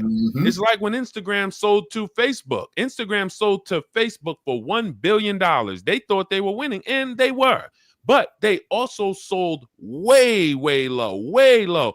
Facebook turned around and paid WhatsApp $26 billion. And if you say WhatsApp is more valuable or was more valuable at the time than Instagram, somebody would ask you, what drugs do you take? So, so $1 billion, if they offered him 1 billion, 5 billion, he might sell. And then we think, oh, wow, they're going to take Plastiline to the world. No, they'll just close the company. Yeah, they'll put it on the shelf somewhere. But to get Black Whitney's point, and I had this thought while I was watching the video, is that, yeah, at 110, I'm sorry, Octane? Octane level. Yeah, you're going to burn out engines. Even that Scat Pack that they were testing, I would imagine that it is going to burn out the typical engine. So to get Black Whitney's point, yeah, now that is going to build an entire new industry potentially that can rise up in support of this new fuels level. And it's what we saw in Detroit, in the car industry came to Detroit, but it also raised up, there's a battery plant somewhere nearby. There's somebody that's doing upholstery for all these vehicles that are being built. Somebody's building tires, making tires to equip all these cars. So all of those supporting or ancillary industries that can be supported by this sort of investment and this sort of invention is really, it's amazing. It really is. It's everything Donald Trump says he wants. Creating jobs, creating industry. This is thousands, if not tens of thousands, hundreds of thousands of new jobs created from Julian Brown. Yeah. With the proper capital. Absolutely. And again, I think that's on us. So Isaac Hayes III, Rashad, Troy, redo this thing. Redo this thing. Because if we look back 3 years from now and you had him at InvestFest, and you call yourselves, again, you call your event InvestFest, and you look back and say, we had the John D. Rockefeller of our day right here when he was launching a product a month later and we didn't invest in him, that's on your books forever. That's in when we look up your Wikipedia, forever that's attached to you. So you need to go get in touch with him now, figure out how to get him on Start Engine so that he can raise money for the next stage of what he needs to do. Absolutely. And I'd love to see that happen sooner rather than later. As we move on in the stories we have, we're not going to devote a lot of time to this, but did you see that the U.S. Supreme Court decided that they would not hear Ghislaine Maxwell's appeal, leaving her conviction, or 2021 conviction, intact for sex trafficking minors linked to Jeffrey Epstein. And here's an announcement. The Epstein files still have not been released, in case you didn't know that. So Maxwell had argued that her 2008 non-prosecution agreement between Epstein and federal prosecutors in Florida should have protected her from prosecution, but lower courts ruled it did not apply to her. So she's currently serving a 20-year sentence. Isn't it interesting that we got these rich, powerful men who are accused of being part of this pedophilia ring, and the only person doing any time right now is a woman. I mean, I just thought it was interesting. It's like, yeah, not a single John has been. I mean, now listen, Epstein was prosecuted and he did go to jail, and supposedly he took his own life there. If you believe that, okay, you believe that. But I just find it interesting that the only one that's really left holding the bag here is a woman, and then that's not to say she shouldn't be doing time, but I can't believe that if you got this if you've got this ring of pedophilia going on, and they've got a whole island where they're taking people from the U.S. to some island to do Lord knows what. Yeah, but why is she the only one doing time? Why don't you see Batman and Bruce Wayne in the same room? Listen, I'm not even sure I can answer that question. So when we're talking, since we're talking about fictitious characters, I don't know. The justice system, it's clearly something. The people who there's just people to protect. There's people to protect. There's no way that we could be calling for these Epstein files, that people could be calling for them, even people who are in MAGA, Marjorie Taylor Greene stepping out. Hey, we want to see He's these going files. off. Yeah, she's on one. Yes, she's on one, and this is just, again, this is a perfect example of legitimate healthy discourse. We don't need to agree on everything. Right. But you only prove to me and the people you're not in a cult when you could be objective about certain things. And so we may not agree on how we should see America, or how whites, blacks, brown, whatever it may be, should be treated. But if you're not willing to okay, what about the Israel subject? Do we agree on that? Oh, we agree on that. Okay, great. All right. Hey, do we agree on the fact that the Epstein files should be released and that, people should be held accountable? Oh, we agree on that. Perfect. That shows that you're not in a cult. It shows that you're not with the go along to get along gang that we see rallying around the administration. And again, you see Marjorie Taylor Greene being totally isolated from MAGA. They'll label her a traitor. I'm sure they like to put her in jail just that quick. But yeah, this is it's not going away. And it's just not going away. And I don't know if it's going to. I'm glad people are not letting it die. I'm glad, I'm glad it's not going away. And like Curtis makes makes it his point every week to remind you guys that we still have not seen those Epstein files. We're still waiting. We're still waiting. Still waiting. Yeah, but Ghislaine Maxwell being the only one in jail is very interesting. It is. I just brought it up. Just something to think about. As Arsenio used to say, things that make you go, Remember that? Absolutely. It reminds me. They did a whole song about it. It reminds me. It reminds me of the people who, we had a big ring of stolen cars in this area in New Jersey and even all around the country. In certain black cities, you had young black men, 14, 16, stealing cars. It's like, I don't know if it's called an epidemic, but huge. But you arrest these kids. Right. Where are they taking the cars? Right. Somebody's doing. You know what? It's funny you should bring that up, because you see these, and I, I've looked into it deeply, but you see these. I've been seeing lately the filming of like a bunch of kids, or a bunch of mass people breaking in all at the same time, like 20 of them running into a jewelry store, just stealing everything and just running out. And then, basically you're not catching all of them. They're getting away.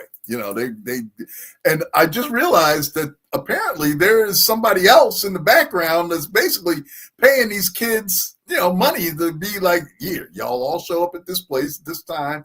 Y'all all do this, get the money and take it back. And somebody's pulling the strings, to get these folks to do that. And maybe it is because they're young and they're not going to do as much time as maybe an adult would do if they were caught. But that's what the gang mentality's been doing for years. Get them while they're young, and then they avoid the consequences. Plus, you've indoctrinated them for lifetime, really, in a lot of cases, where they continue, unfortunately, down that same road that leads to nowhere. Unfortunately, back in the days, we used to catch those guys. Yeah, well, They used to go after the boss. They would go after the big fish. Right. And it just blows my mind that we but the big fish gotta be big if you're not even pursuing them. That means, this is old school organized crime where the mafia was paying off everybody and the government was paid off by the mafia, and we're not going to investigate them. The DA, the attorney, everybody was just paid off. And that's what I think of when I think about Ghislaine Maxwell. Like, everybody on the higher up, she's the sacrificial lamb. Like, the Department of Justice can't be trusted anymore. They've been weaponized and politicized, and unfortunately, we're seeing We talked about at the top of the show, persecution of political figures. This week, James Comey got out and did his not guilty thing at his arraignment. And we see Letitia James getting, so it's like all of our institutions are kind of under assailment at this point. Yep. I keep saying it. This ain't the America I grew up in. Absolutely not. So today's a new day. And one more reminder that we like to give weekly. This one's from Get Black With Me. We still have no deals made. No. So these deals we heard about for so long, deals. We're going to make deals on top of deals. We're going to make so many deals. You're going to get tired of making deals and winning with these deals. And we're still waiting to see those deals. Well, listen, we know there's been plenty of deals made, but none of them are helping the United States of America. I just read, we just reported last week or the week before about Trump RX and the partnership. That's right. And just before I got on the show, I was reading I think it was an MSNBC article, basically pointing out that Donald Trump Jr. owns a pharmaceutical delivery company that expects to make a lot of money from this whole Trump RX deal.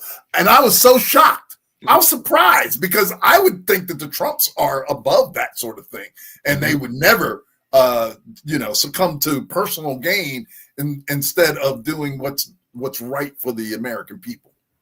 And I don't know if you saw the latest. You didn't catch the sarcasm dripping from that. Oh, I'm sorry. I was too busy for a second. I missed that. You know why? When you started talking about Trump products in the grift, I literally couldn't wait to tell you that this morning I saw there's a new product called Trump Watch. I don't know if you saw that. Did you see the Trump Watch? Was it wrong? Was it wrong all day except twice a day? It's right twice a day. That's probably. That watch is going to kick out on you. that watch is going to kick out on you so quick. But for those of you who think that we may be playing, no, I'm dead serious. You can literally get your own Trump watch. I'll pull it up here on the screen. This is we have. I don't know if this was considered illegal back in the day. You see it, Curtis? Look, Trump watch. Oh my goodness! And he made a video saying, it says 40. He has one that has 45-47 on it. So again, the monetization of America, ladies and gentlemen, the monetization. No, this is the grift. This is what this is, plain and simple. Call it what it is. The fleecing of America. That's right. Oh, good. That's exactly what Obama said. When he's not complaining, he's trying to sell you something. That was so good. That was so good. So yes, ladies and gentlemen, let's just add that to the long list of things. Listen, that Black Whitney makes the obvious point. I'm sure that it was made in China. I wonder if he had to pay the tariffs though. That's the question. Did he? Absolutely. So we got Trump. We got your Trump Bibles. We got your Trump sneakers. And there's these Trump. I'm sure there's these Trump fanatics that just everything. They got a whole. Listen, room. You go in their house, it's like a museum to Trump. They got the MAGA hats all over the place. They got the Trump Bible. They got the Trump sneakers. That they wear to the local Klan meeting down there, and it's just. Amazing, all this stuff. They're wearing the Trump ties made in China. I had two Trump ties back in the day. You know what's so crazy? I had two Trump ties. I never got rid of them. They disappeared. I swear to you. I had two. I had a red one and a black one. Could not find them to this day. God knew. Could not. I cannot. I had a red one and a black one. I bought them like in 2011 when I worked for Mercedes, literally. And man, them things disappeared out my whole wardrobe. Because I wouldn't throw them away. I wouldn't throw away ties. They are gone. I don't know if my wife came in one day and was looking. Get these jeans. Jean Charles Ned points out the Trump coin. Yeah, that's another Trump thing. Coin? Commemorative coin. Yeah. Oh my goodness. All right, let's keep it going. We're gonna try. Did you see this week that this is just for mention in case you didn't know, the IRS released its new inflation adjusted thresholds for 2026 tax year. So now there's still 7 tax brackets: 10%, 12, 22, 24, 32, 35, and 37%. So from 10 to 37% tax brackets. And the richer you are, the lower that rate is that you play usually. So the brackets were just bumped up to account for inflation. Now you can get a $16,000 adjustment for single filers or $32,200 for married filing jointly. And there's a new bonus for seniors for $6,000, but that's only through 2028 for older or blind taxpayers. I wonder if you can get both. If you can get $12,000 if you're old and blind. That's a question to be asked. But, you know, inquiring minds want to know. Nothing there, but yeah. You know, I mean, as somebody who, I mean, you have a degree in accounting, you know, what is that? Is this business good? administration. Business administration. Yeah. You have an MBA, just so you know, this gentleman is extremely smart. What tell is this good, bad, indifferent? Is this a win? Is it a wash? What is this? I think it's a non-mover. I mean, listen, you still got to pay the taxes. Mm-hmm. It's not like you're gonna avoid it. I mean, they bumped up the deductions a little bit. They bumped up the tax rate. Somebody wake me up when we don't have to pay taxes anymore. And I know that you have laid out a scenario where that could be something that happens down the road, but it hasn't happened yet. So as long as I still got to pay them, I guess. Right. Okay. Yeah. Nothing dramatically changes. Nothing there. Nothing to see here. Nothing to see here. We've reported in the past about my home city, New Orleans. You know, back in May, I think it was, they had those 10 guys that escaped from the prison, and they left a note saying "too easy." And you know, for a good portion of the summer, we covered the piecemeal recovery of those people. Well, the last of them, and I didn't even realize that there was still one on the loose, but the last of the 10 escapees from the New Orleans jail was captured this week. They found him in Atlanta. 27-year-old Derek Groves was captured in Atlanta following a police standoff, bringing to an end the months-long multi-state manhunt. Groves has been convicted of 2 counts of second-degree murder and 2 counts of attempted murder in the 2018 Mardi Gras mass shooting, and has been serving a life sentence. And I don't know. The question that comes to mind, so this guy escapes prison in New Orleans, Louisiana. And he escapes, gets out of Louisiana, and escapes and goes to Atlanta. Atlanta's a lovely city. I enjoy Atlanta. I mean, why would you why Atlanta? I mean, it seems like it's like, get away, go to Arizona, Montana, I don't know, maybe even California. They can get lost out there. But I mean, it's like 2 states over. And Atlanta just chilling. And that's all the yeah, maybe that's all the bus. That's all they could afford with the bus ride. You know, the bus ticket. Get on a Greyhound and go to somewhere in North Carolina and hide out in the woods or something. I don't know. Well, yeah, I hope you all feel safer that the last of the 10 escapees has now been brought back. I just wonder how he's getting treated. You know, you know that. I wonder if there's any retribution that he's having to deal with now that he's back in the custody of the good people of the state of Louisiana. I don't know. I have no evidence. Is this an updated mugshot? Or is this we don't know that this might be his old mugshot, because the new mugshot might not be, you know, skin might not look this way, you know.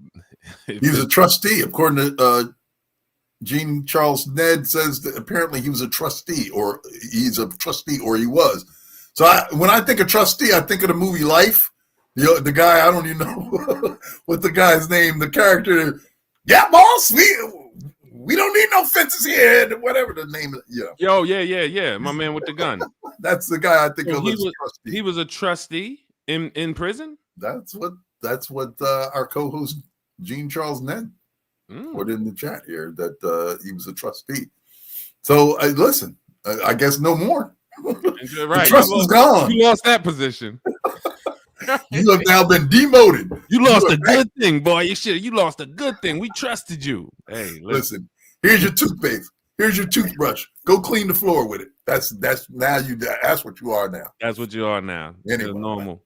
He took a chance though. Shout out to the people willing to take a chance. Listen, he had a 4-month vacation then. That's right. That's right. July, August. Yeah. That's a Go nice on, little honey. Take a chance. I hope it was worth it. I'm sure it'll tax time off.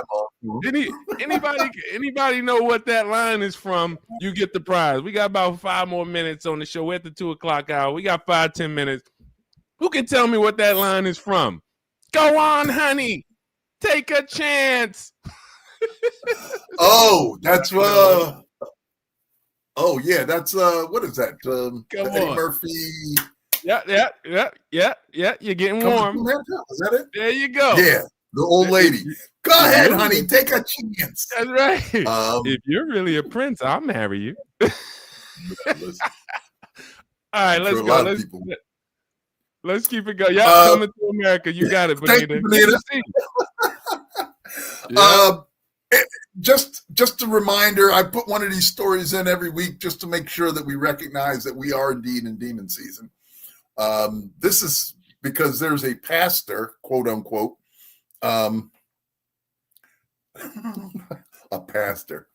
Anyway, a Utah pastor named Brian Sauve has drawn widespread condemnation after calling for the execution of rebellious young black men, citing biblical law.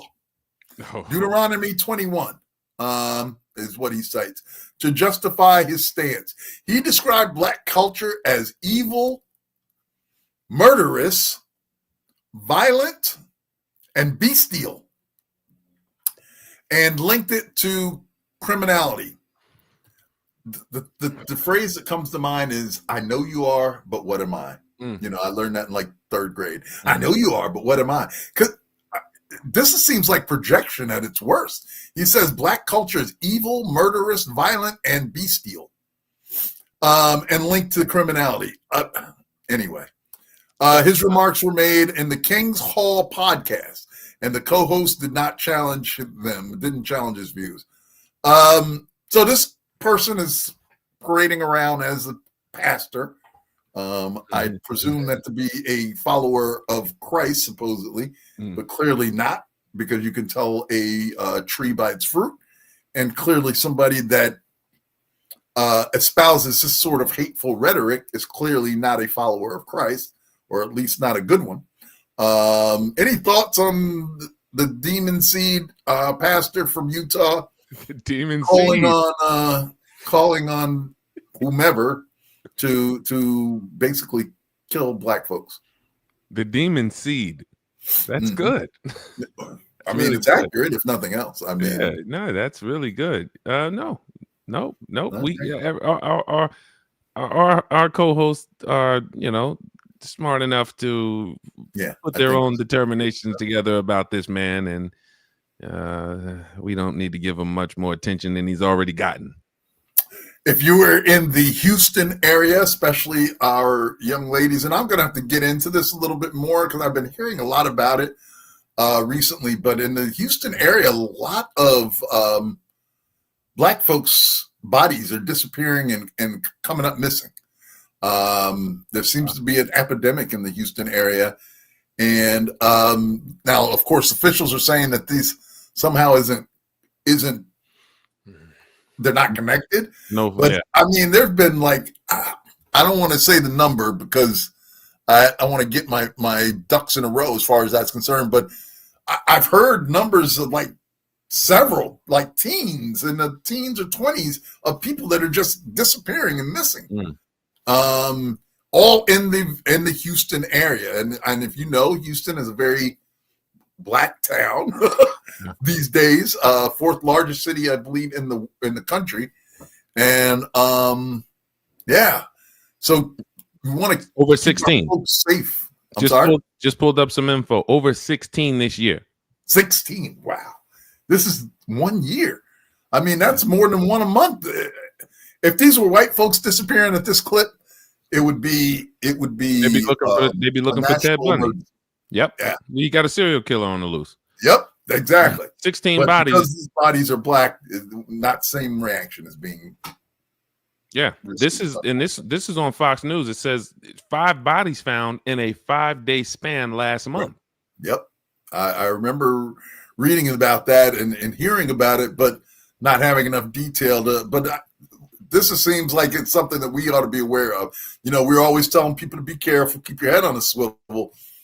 If you're in the Houston area, that goes double, you know, because seems to be a pattern.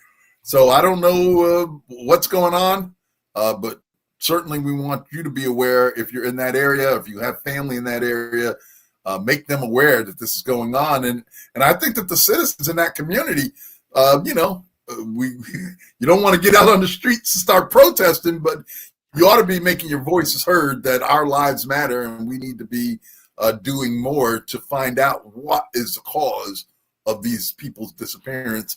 And if there is something going on, they need to fix it. So 16 bodies in 1 year in the Houston bayou. In one area, in one particular area. So, like, be very careful if you are in this area, please, Jesus. It could, you know, again, we the narrative is being controlled, media is being controlled. The things that, you know, you have to fight for media coverage. You better, like, I mean, how many of us didn't know that? If you wouldn't have shared that, I wasn't even up on the fact of how many bodies were being found in Houston. So it should be national news. Should be, you know, hey, there's a serial killer on the loose in the Houston area. Yeah. But again, only it looks like the Holloway girl. If they look like the Holloway girl, then you'll hear it on the news. But anyway, let a 15-year-old blonde girl disappear, one of them, and it's all really over. It only takes one of them to be missing for it to be national news. That's it. Real quickly, because we are basically out of time, but a couple things, and we already hit on this a little, so I don't know how deeply we want to go. Get back with me. Stay posted. We got something to laugh about. We're gonna end the show. Yeah, stay posted. But we just want to mention that, of course, Letitia James, we talked about it earlier, been indicted for mortgage fraud and making false statements to whomever that was. And anyway, so she's been indicted. It's an obvious political persecution. If you don't know, Letitia James was the one who successfully indicted and prosecuted Donald Trump and got a $467 million judgment against him. I think it was the exact amount. I think that was later thrown out by a higher court at some point. But you know, she's been a thorn in the side of our president, or your president. She's been a thorn in his side, and of course now he's unleashed the Justice Department against all his political foes. So we are now in a time where political retribution is become the order of the day. So we'll wait and see what happens. You know, it's going to play its way through court. I don't think that she'll be convicted of anything, but stranger things have happened. So this is the story I wanted to get to today. And in fact, why don't you cover this? Because I Jabari? No. Oh, you know what? That's right. I didn't want to. Let's hit on Jabari, because we've been talking about Jabari for, and I'm glad you pulled it up, because you know it was so many times where, this is the brother from Alabama. Yes, that's the guy that you brought up his name last week, so it prompted me to go look into it. And no, we're still waiting for the body cam, and they gave up so much of excuses as to why they weren't releasing the body cam. None of them rang true with me. But you know, we continue to see that our lives don't seem to matter here. And Jabari Peoples, 18-year-old, was killed apparently by police, and yet they refused to release the body cam footage. It's like they have it, but they don't want. They're hiding behind the guise of it has to be released to somebody who's related to or who's directly impacted. It was such nonsense that was being spewed that it was obvious that they're just trying to stonewall against releasing the body cam, and that's terrible. You force the police to wear these body cams, and I think it should be illegal for them to turn them off. But yet I think it should also be illegal for any municipality not to release them. It should be a crime for them to not release the body cam footage, especially if it exists. You got to let it out. And they're talking about inflaming people's, passions or what have you. But it just seems ridiculous to me that we wouldn't allow this body cam footage to be. So you can reach out to the Alabama Law Enforcement Agency, and of course, let's keep the pressure on, try and let them know that we care to see what happened to Jabari Peoples and why he lost his life. And it's just more suspicious when they're not releasing it. So doesn't it make it? It's like, if you had nothing, something ain't right. Something ain't right. If you had nothing to hide, something you released the footage. Yeah. So all right. So right. This is the one we've been waiting on. This is the one we've been waiting on. So a couple days ago, we're seeing Stephen Miller, who is let's just get his specific. What does this guy do? Deputy besides cause hell on earth. Assistant Deputy Chief of Staff, White House Chief of Staff, Deputy Chief of Staff, Deputy Chief of Staff, and many of you know he has been. When you see his face, he's known for saying things that most people would not agree with, taking stances that most people would not agree with. Looks a little alien-esque. And he could be one of those Men in Black characters. Let's put a picture of Stephen Miller on the screen, and we'll let you guys be the judge on if he actually looks all the way human. Let's just, and again, I'm not listen, we have a historical example of what aliens look like. So let's not get sensitive. And Deshaun, come on now, you're being mean. He doesn't look, we have movies, we have footage, home video. We have a reference point. We have a frame of reference. He looks a little alien-esque. So does Sam Cassell. So it's not just a white-black thing. It's not just a... Oh, my goodness. Leave Sam alone. How did he get astray out of this deal? Come on now. Sam will tell you himself he knows if you put, So, but, and what makes it suspicious is he's on camera. This guy is a very important person, Deputy Chief of Staff. He's talking on this footage live, and CNN. He kind of has an episode. Let's play this out. Video has no sound. This is how powerful these aliens are. The sound has somehow disappeared from there the was video. Sound yesterday. And when you see this footage. Hold on, because you're not gonna get us like that, Stephen. Just there's other sources. Hold on. That's hilarious. Here we go. Hold on. All right. Where are we at? Shorts. All right. Actually, Stephen's responsible for this. This clip played just a little while ago. Listen, we've been playing this clip for at least a couple days now. You got no problem. You're not. Hold on. An identical case in the Ninth Circuit just a few months ago with respect to the federalized. Can you hear it? Yep. Of the California National Guard. Under Title 10 of the U.S. Code, the president has plenary authority. Stephen, Stephen, you there? You all right? You all right? Hey, Stephen, can you hear me? Can you hear me? Yeah. Stephen? Get black with me. What does this remind you of?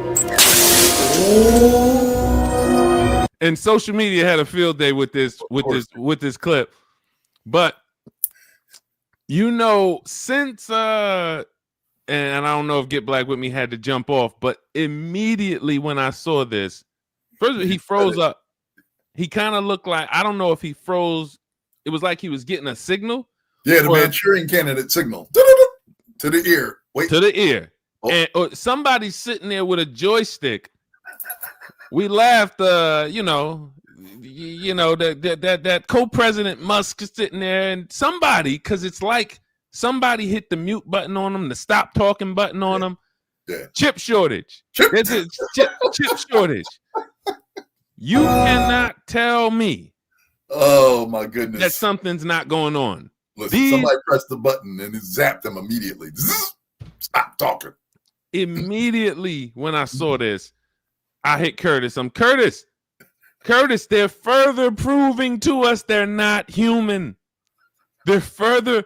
Look, if we were gathering evidence to make the case that there are people among us that aren't human, this would not be just circumstantial evidence at this point. This is, what is that, Curtis? What the heck was that? They called it glitching, glitching out on the social medias. But what I want us to really focus in on, and I had to do a little extra research. He said the president has all plenary authority. The word plenary is from the Latin plenus, meaning full or complete. So basically what he's saying is something that has never been borne out, never been supported by truth or law. He's saying that the president has unfettered powers. All power, basically, is available to the president, which is absolutely untrue. And if you go through the historical references of the word and the usage of plenary authority, it has always been ascribed to Congress, never to the executive branch, because Congress holds the purse strings. They make the laws, and the presidency has always traditionally been bound by the checks and balances of Congress and the judiciary. And now what we find from this administration is an all-out assault on those balance of powers, where they want this man to have complete, unfettered, absolute power to say or do whatever he wants. And the Supreme Court has basically already ruled that if he does that in the context of his power as president, he's not going to be found liable for any kind of wrongdoing. So he said the quiet part out loud. Granted him presidential immunity. That's right. Yep. So we talked about, we're laughing about the Manchurian candidate, but clearly this is a moment where he said probably more than he should have. But that's the thing. These people can't keep themselves. They can't hold water. They can't help but tell the evil that they're doing. They want to tell it so badly. Every time you hear Trump talking, you know he's on the verge of saying something that he probably shouldn't say. But, he just can't help himself. He's got it. But I need you to know how evil I am. Right. But if I say something that I shouldn't have said, as a grown, intelligent man, a kid would know, all right, let me just be quiet. I'm not going to freeze up and look like somebody just hit a button that controls me. Like, I get that he said the quiet part out loud. But if you say that, it'll just be like, okay, all right, hey, you know what? Let's just move on to another subject. It's not going to be like, hey, Deshaun, you all right? Hey, so they try to play it off as a technical glitch. Remember, the Manchurian candidate was a real person controlled by the chip in his head. Exactly. Get Black With Me. As soon as I saw that, you were the first person I thought of. Literally, that is absolutely true. He sent me a text immediately. Get Black With Me is going to have a field day with this. Right. Listen, ladies and gentlemen, as we wrap up this week in Black America, here's what I'm going to tell you. They are among us. You know what's funny is I did actually watch the Men in Black franchise this week. It was on one of the pay channels, and I was looking for something to watch, and I said, "Oh, okay, let's watch Men in Black." And they walk among us. They do walk among us. Absolutely. And, the suits. These suits, some of the suits are not even good. They're like Timo, like Temu suits. Temu human suits. Aliens. I don't know what these are, but come on. You know, usually y'all supposed to be to the point where y'all are buying the Armani of human suits, but y'all are not even getting high quality human suits. They're not even bothering them. They don't even care. They're not even trying to hide it. Hey, tags showing. Like, come on. Anyway, that probably is a good place to draw the line for that. We appreciate our co-hosts continuing to put up with us as we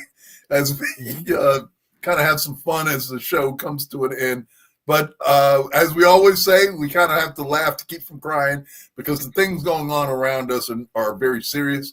They are things that we really need to be focused on a lot of times and be aware of. And that's what we try and do each week.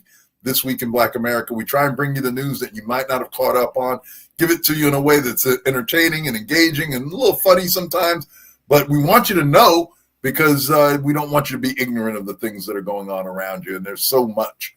There really is so much. There's as much as we cover in this time that we spend together, easily there's another 10, 12 stories that we could have brought in that would have been equally important, but there's just too much going on to bring all that to us in this format. So maybe we'll evolve to a different format that will allow us to be more comprehensive in the coverage of these sort of things. But right now, we want you to meet us here each and every Friday at noon, where we'll try and recap the most important and most significant things that are going on that affect our Black community.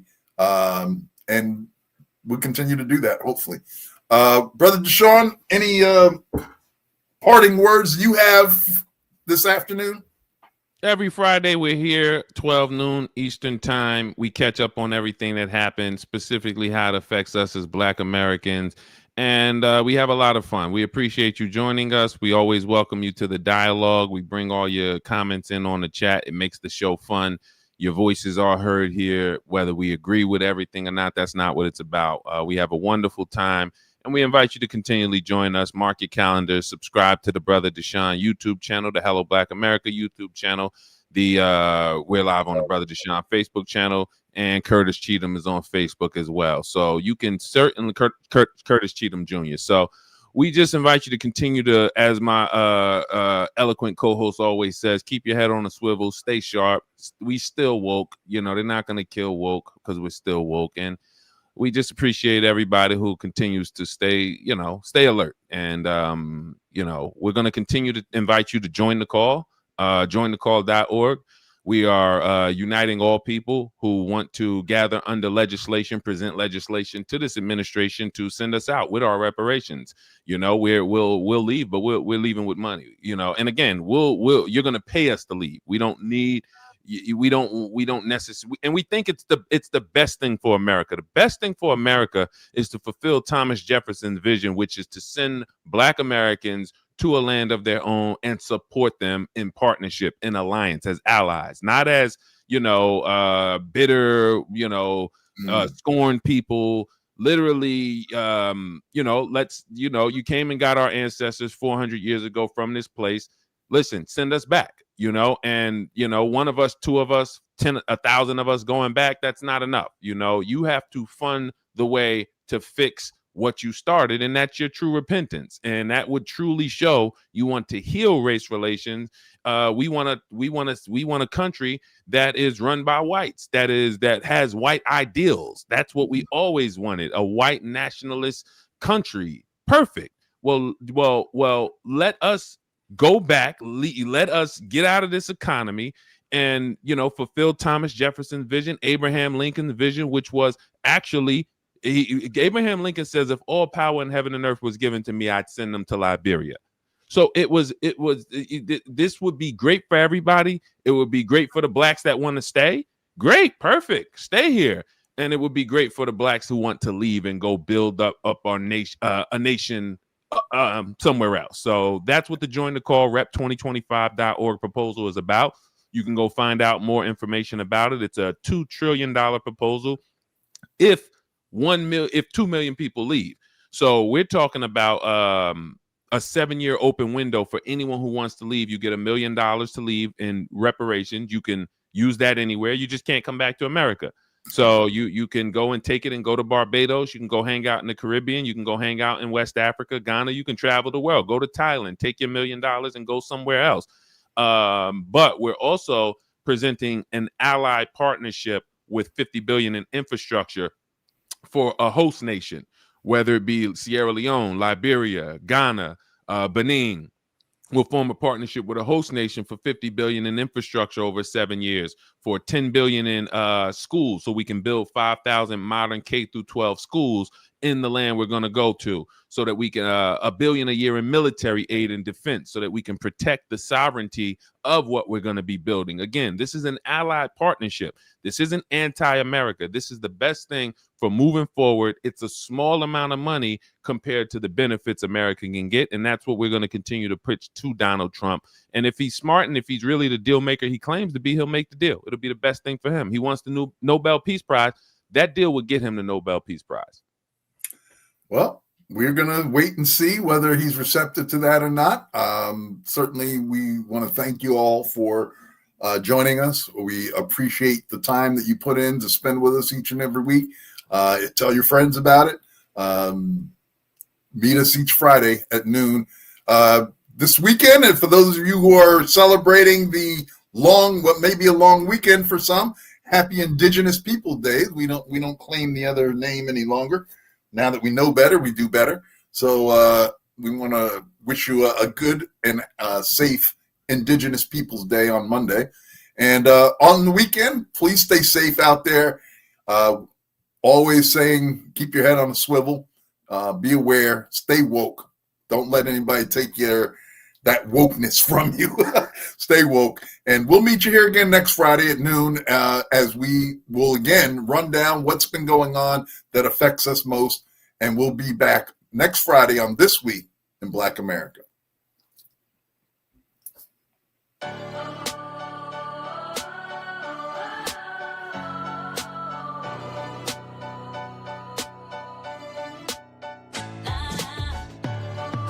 Hello, Black America.